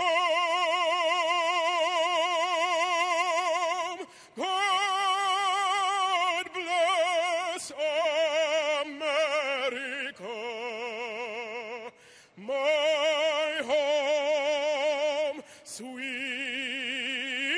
home. God bless America, my home, sweet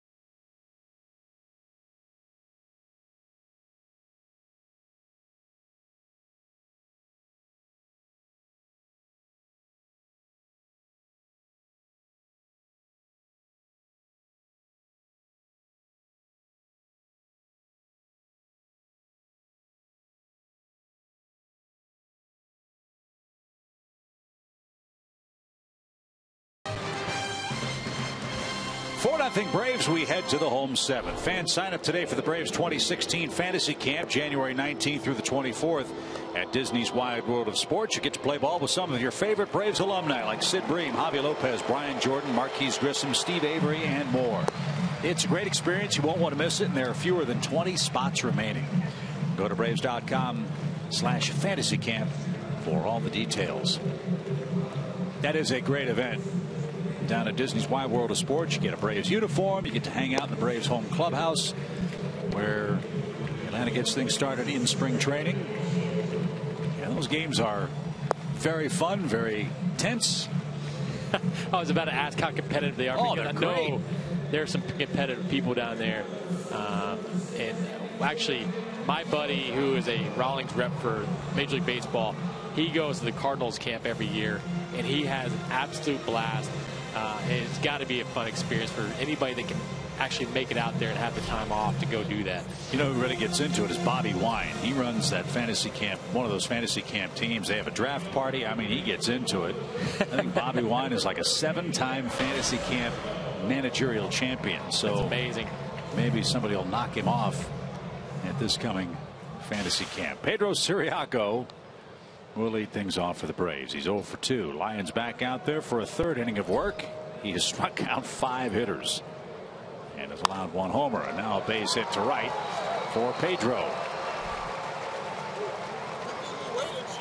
New catcher in for the Cardinals. It's Ed Easley. Mike Matheny gives Tony Cruz the rest of the day off. And St. Louis has a decision to make. How many catchers will they carry? Can Molina be one of the members of their catching corps starting for the playoffs? And I'm not sure how you even judge and make that decision if he doesn't play, because bullpens and things like that are not the same as game time. The adrenaline's going, pitchers are throwing harder, different things happen out there. It's got to be a tough decision to make. Anderson's had another good day today. He's 1 for 2. He'll take a 10-game hitting streak into the doubleheader nightcap, which will start shortly after this one. Fly ball well hit toward left. Jay going back, still going back, still going back. It's gone. A nice easy stroke for Andrelton Simmons, and he hits a 2-run homer. Caught that ball a little bit out front. I think he thought that he popped that ball up, but he crushed that ball, got it up into left field. 100th home run of the season for the Braves. I am so happy that I was here to see this.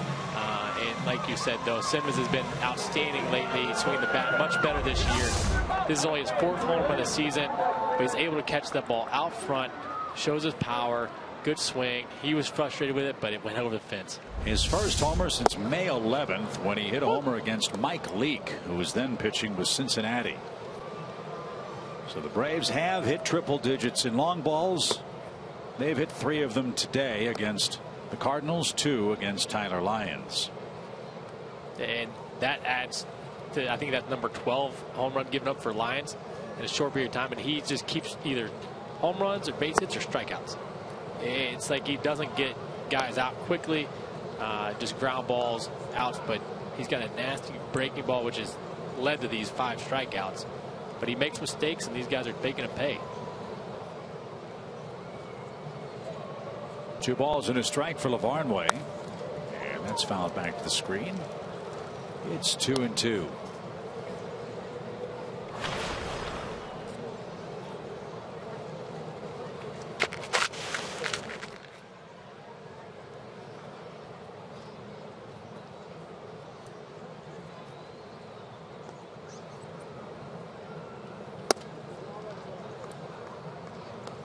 Full count.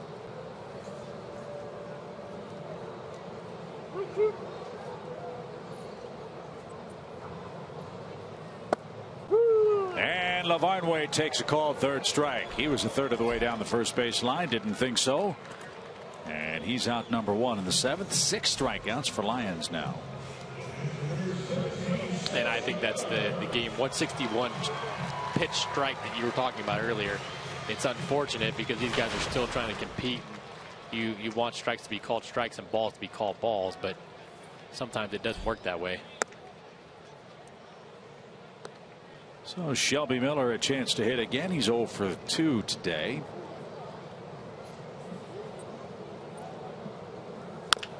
And a slow roller. Nice play by Lyons. He pounced off the mound, didn't he? He's not letting that ball get between him and Mark Reynolds at third base. He's making that out. And like you said, he pounced off the mound. Nice play from a pitcher. And the best part about that play to me was watching Lyons set his feet. A lot of times pitchers don't set their feet and move their feet. He sets his feet, replaces his feet, and makes a strong throw to first base.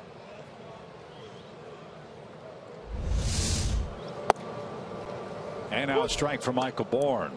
2 in, 2 out, nobody aboard. Braves 7th inning. 2 runs in the 1st, 1 in the 4th, 1 in the 6th, 2 here in the 7th.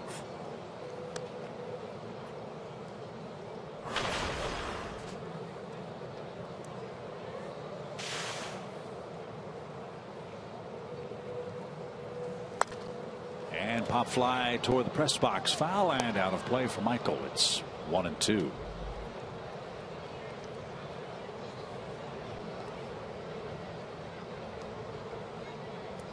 Simmons a homer. Garcia with 2 homers for the Braves today. That breaking ball didn't bite.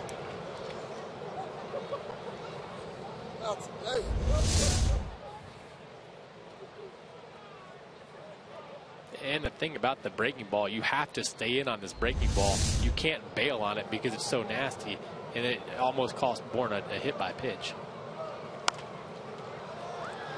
And then he bails on that one. Yeah, the old check your shorts play. Yeah.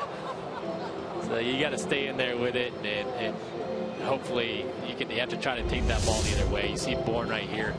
He falls backwards a little bit, weight going backwards, but his swing pass there, he's able to make contact and foul it off. But that is actually a pretty good pitch to hit. But if you're falling backwards, you just can't do anything with it. Ground ball up the middle.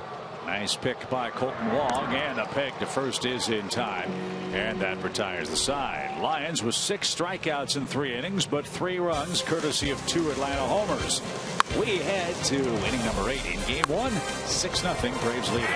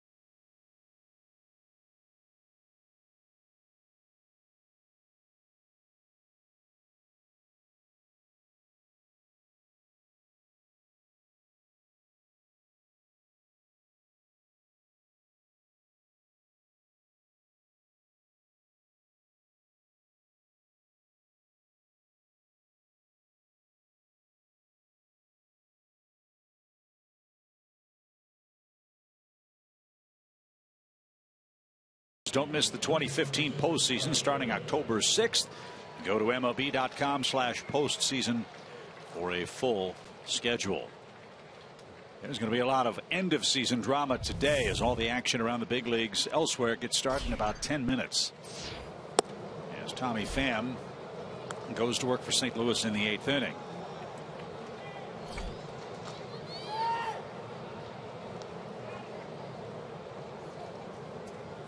The AL West division lead is on the line. Home field advantage for the wild card is on the line. Who will be the American League wild cards is on the line. Home field advantage in the National League wild card up for grabs too. And if you missed all of it, Chip can repeat it, but he's going to confuse you so bad that you don't want to hear it. I confuse myself. It's so complicated. That's not really hard to do, honestly. So Miller falls behind Pham. 3 balls, no strikes. And a 4-pitch walk to start the 8th inning. 3rd walk issued by Miller today, and it's about the only blemish for him. And we go back to the top and Mark Reynolds.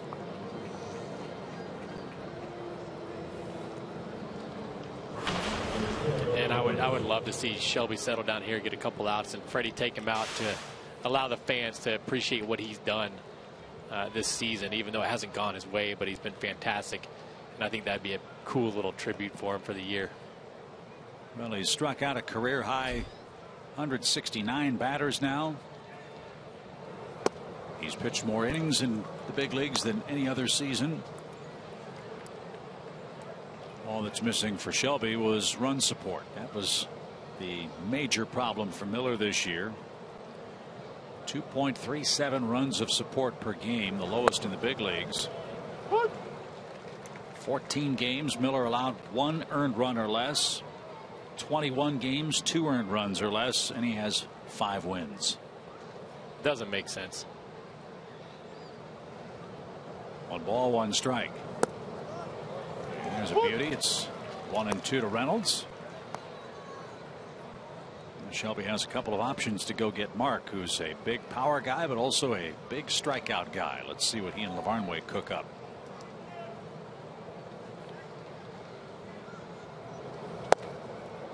Missed with a high heat.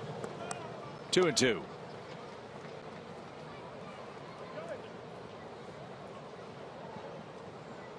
This is the first game since April 19th that Shelby Miller has gotten more than 3 runs of support. That just doesn't seem right. Just does not seem right.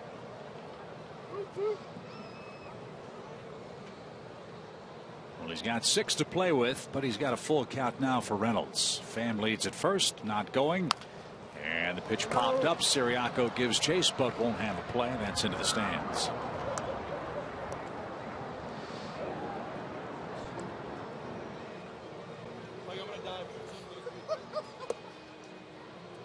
Well, Mark Reynolds has been a nice sign for the Cardinals. With all the injuries they've had, he stepped up and played some big games for the Redbirds.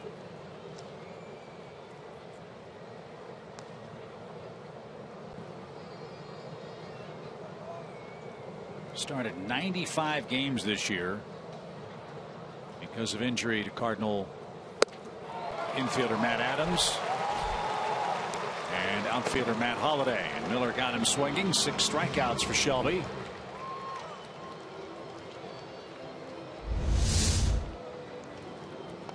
See a perfectly executed fastball by Shelby. He had trouble finding the zone that at bat. Got a couple low pitches called strikes, and then when he needed to, was able to make a pitch on the outer half past Reynolds. So here's Piscotty. He's 0 for 3 with a double play. Miller would love another one of those.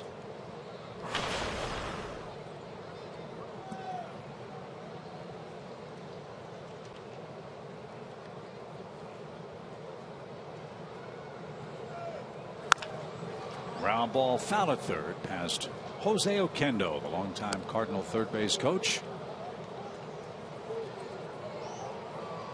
And Piscotty now faces a 1-1 count.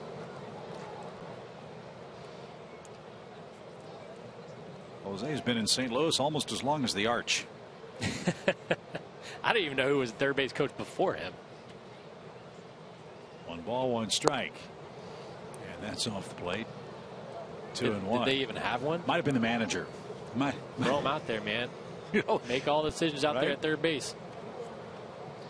Remember, Rene Latchman used to be down there when Mark McGwire was hitting all those home runs, and he'd be standing down by where the ball boy's sitting when Big Mac was up. And Piscotty drives that one toward the gap. Bourne got a great jump, and he tracked it down for the second out.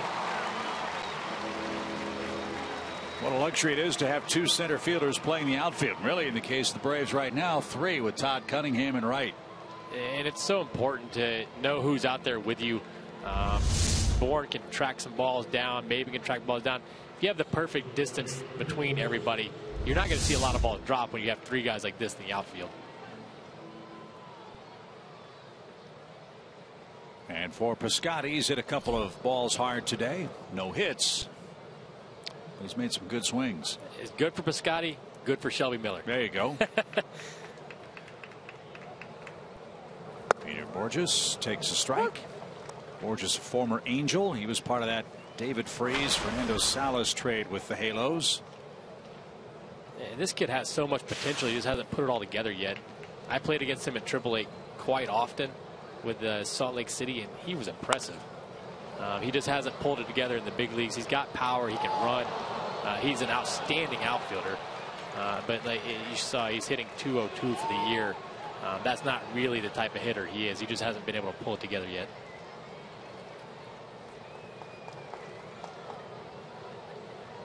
Borges is 28 years old now. And behind 0-2, way high. 1 ball, 2 strikes. Big stolen base numbers for Peter Borges in the minor leagues. But injuries have really sidetracked him. He's had right wrist problems, including a fracture of that wrist a couple of years ago. What a start for Shelby Miller on the final day of the regular season. He has 7 strikeouts against his former club and a 6-0 lead.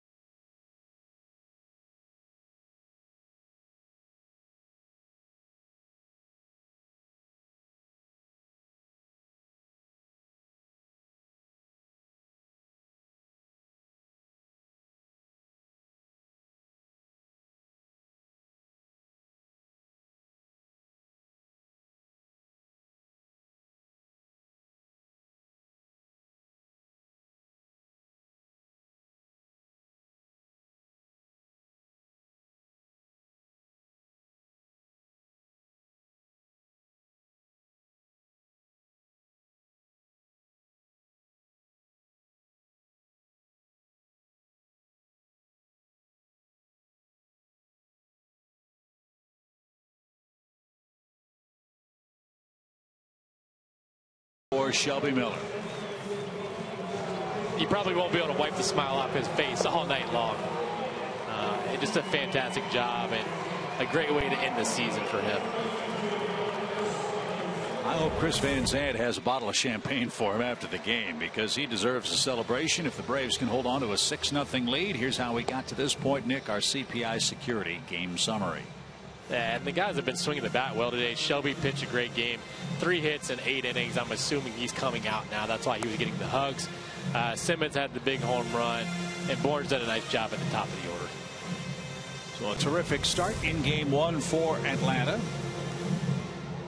Tommy Pham stays in the game. He'll play right field for the Redbirds, and Adam Wainwright, right on schedule, will pitch another relief inning. These are important pitches for the Cardinals. They're trying to find out exactly what Wainwright has, because he missed almost the entire season with a torn Achilles tendon. He's had a fantastic year before that DL stint too. 2-1 with a 1.44 in his first 4 games. Missed 141 games. The Achilles is not something you come back quickly from, and it could linger for quite a while. I'm glad to see him back on the mound. I mean, he's had excellent stuff. 90 to 94 fastball. He had the breaking ball the other day. And the great part about it is he's had success in the postseason as a reliever, and that's the spot he's in right now. And so you have to feel comfortable putting him in the back end of that bullpen as long as he's healthy. And the great thing for the Cardinals is he doesn't have to close games. They've got Trevor Rosenthal to do that.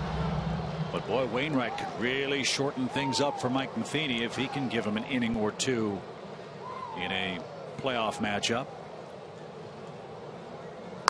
And a ground ball towards short. Nice pick there by Garcia, who makes the play. Wainwright has his first out. Wainwright pitched out of the bullpen in 2006 for the Cardinals. In the division series against the Padres, 3 games, 3 2/3 scoreless, 6 strikeouts. In the LCS against the Mets, 3 games, 4 strikeouts. In the World Series, 3 games, 1 save, no runs.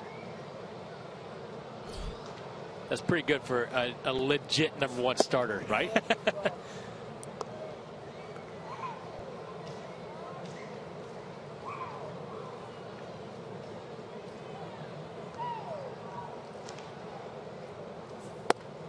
And that's high. 2 balls, no strikes. Braves are hoping that the Shelby Miller trade will be the reverse Adam Wainwright trade. Remember, Wainwright was traded to the Cardinals for J.D. Drew and Eli Marrero. Wainwright's gone on to have a marvelous career with the Cardinals. Braves are hoping this is just the beginning of good things in Atlanta for Shelby Miller and Terrell Jenkins, who came over for Jason Hayward and Jordan Walden. Hayward, a looming free agent at the end of this season.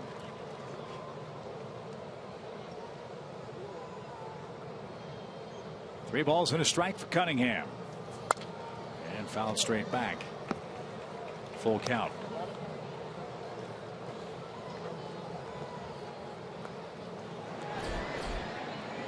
Matt Marksberry looks to be getting ready for the top of the 9th inning.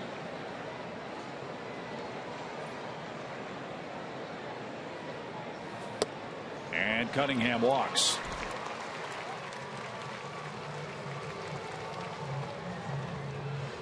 And you go back to the Wainwright trade, and just looking at his numbers in the minor leagues, and he had a 3.78 ERA. I mean, it's not like he was what you see now. He's been unbelievable since he got to the big leagues, and sometimes guys get better when they get here, and he's one of those guys.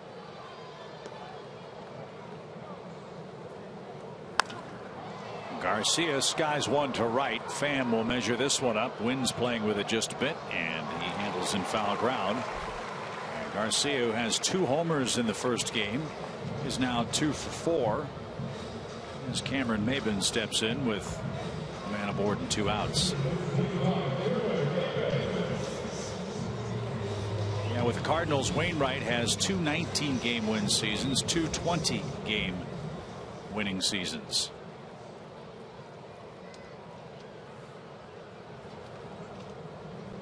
And signed through 2018 for a steal now. Yeah. If he was a free agent now, he'd be 30+ million. And I think they got him for a steal. Mentioned this the other day, that among all active pitchers with a minimum of 1,500 career innings, Adam Wainwright has the lowest career ERA.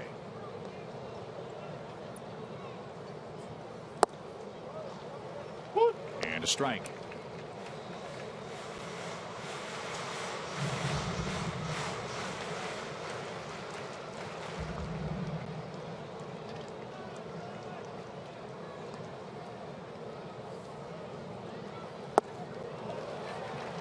0-2.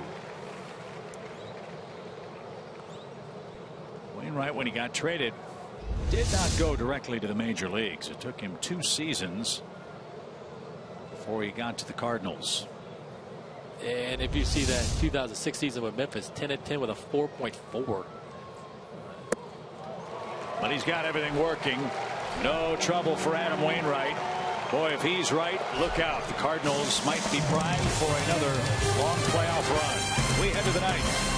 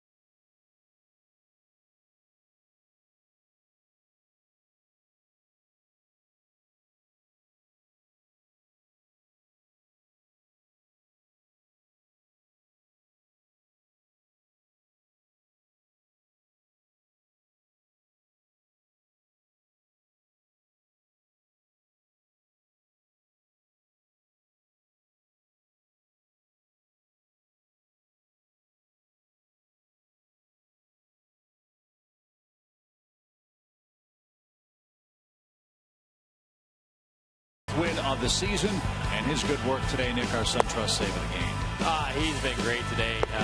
You know, he ran into a little trouble with the 3 walks. He was helped by that double play from the 8-4-3 double play early in the game, but he settled down nicely. The pitch count was down. He didn't waste a lot of pitches, and he was able to keep the ball down in zone, get ahead of guys, get some outs, and he did have 7 strikeouts today, which is more than he's had recently. But it's nice to see him get that run support, see him end on a high note. It is much deserved, and for him to have the attitude he has going through this tough stretch, this is awesome to see him end on this note. So some changes defensively for the Braves as we hit the 9th inning. Jace Peterson has checked into play second. Daniel Castro moves across the diamond to play third base. And the second pitcher of the day for Freddie Gonzalez is left-hander Matt Marksberry.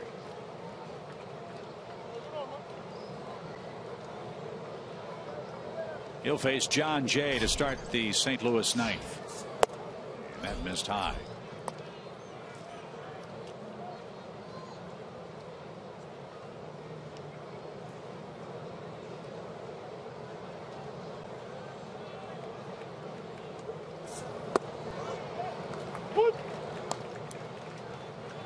You've got Jay, you've got Garcia, you've got Moss coming up. That's why Marksberry's in the game. And a bouncing ball up the middle. Simmons in between up, bobbled, recovered, threw low to first, and Siriaco couldn't gather it in. Timing was messed up on that play. And Jay is aboard to start the 9th. And that's something you don't see from Simmons often. He got caught in between coming up on the ball a little bit. He wasn't able to get a good grip. Siriaco playing first base, the second time in a career. Freddie Freeman's over there. You probably see him pick that ball, but that's not something you are used to seeing from Simmons at shortstop. A throwing error for Simmons. As Jay aboard for Greg Garcia. Starting to rain. Of course, it had to rain at some point today. Oh, of course. We couldn't go dry the entire game. No balls and a strike. And fouled away It's 0-2. Braves fans, are you on the A-list? Become an A-list member today and get exclusive benefits customized for your unique needs. SunTrust Park seating priority is still being given to all current A-list members. Become one today and secure your seats for SunTrust Park in 2017. Visit Braves.com/A-list.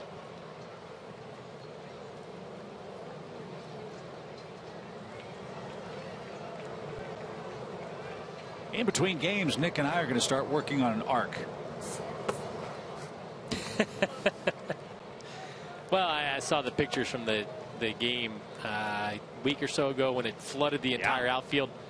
And that day, if you did not have an arc, you should not be going into that field. Today, I'm hoping it doesn't rain as much. That was an unbelievable day here. And the grounds crew did a fantastic job. I saw a picture an hour and 20 minutes later, and it looked like nothing happened out there. Yeah, Glenn Burns, the great meteorologist at WSB TV here in Atlanta, told us that we had 4 inches of rain in 90 minutes. 4 inches of rain. And the amount of rainfall was such that the pumps couldn't keep up with the pace of the water falling from the sky. It's a lot of rain. Yeah. I mean, I know we need it at times. We just don't need this much. 3-2 to Garcia, and Mark Sperry walks in. This has been what's frustrating about Matt. Normally he gets lefties out very, very well. The first batter, not his fault, an error, but now a walk to Garcia. Now you've got Moss coming up. And these are important at bats. These are important innings. These are last impression type performances for a man that is hoping to claim a role in the Braves bullpen next year.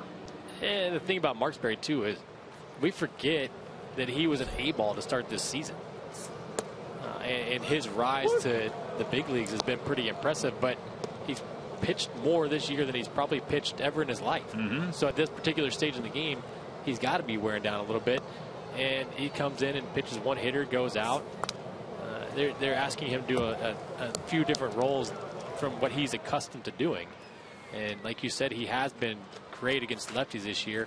And that's what they want to see from him. He has to throw strikes against lefties in order to get them out, period, though. You cannot throw balls and still get guys out. Yeah, I was going to say, this isn't like the Gene Hackman movie Hoosiers, where you break out the tape measure and say, hey, the dimensions of this gym in Indianapolis are just like the one back in Hickory. The hitters up here are a lot more selective.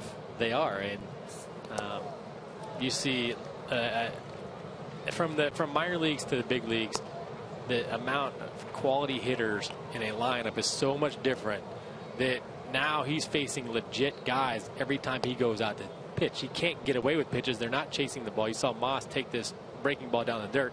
That might be swung at in the minor leagues. That one was cut on and missed. Moss didn't get a 93-mile-an-hour fastball, so there's a start. 2 on and 1 man out. Let's revisit our AT&T Universe trivia question on this great day in Atlanta. John Lackey's pitched the second most innings among current National League pitchers since 2003. Who has pitched the most? And Nick, you don't have to answer yet because Friday Gonzalez is on his way to the mound to make a pitching change. And that'll buy us a little more time to come up with our answer. We've got to finish the final games of the regular season in the win column. 6-0 Atlanta leads the Cardinals. 2 on, 1 out in the 9th in game 1.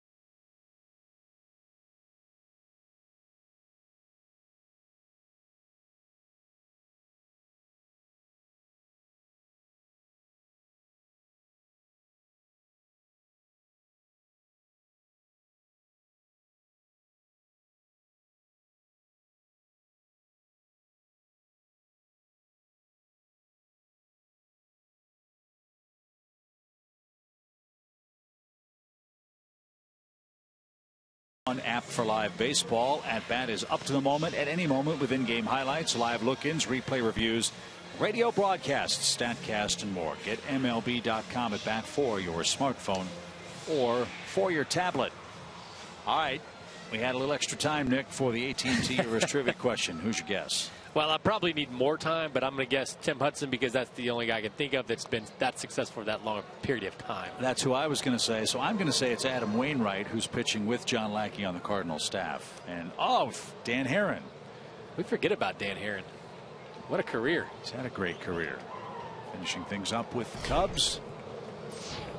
And Pete Cosmo will face Arodys Vizcaíno and jumps the first pitch, drives it to center. Maben back.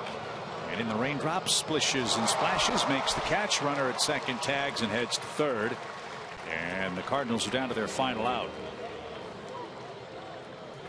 We'll take one pitch outs all day long. Yep. And this is the perfect time for that. You got to thank Cosmo for swinging first pitch and flying out to Maben in center field. So this is Ed Easley. First time we've seen Easley at the plate in this series. Easley, a catcher, first baseman in the minor leagues for the Cardinals. Played 88 games for Memphis. 4 homers, 36 RBIs.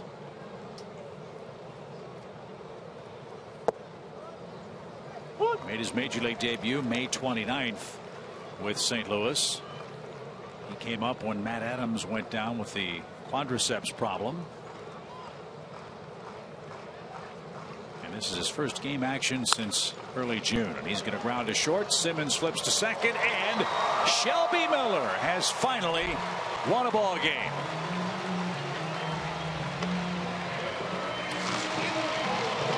For those who think the win stat doesn't matter, look at that man's face. It matters to the men on the mound, and Shelby Miller earns his 6th. Hugs all around for Shelby Miller. Ding dong, the streak is dead. Miller, Marksberry, and Vizcaíno shut out the Cardinals in game 1. 6-0 is today's final score in Atlanta at Turner Field. Hugs all around. Way to go, Shelby. A pro's pro. Game 2 coming up shortly. We'll wrap up game 1 for you in a moment.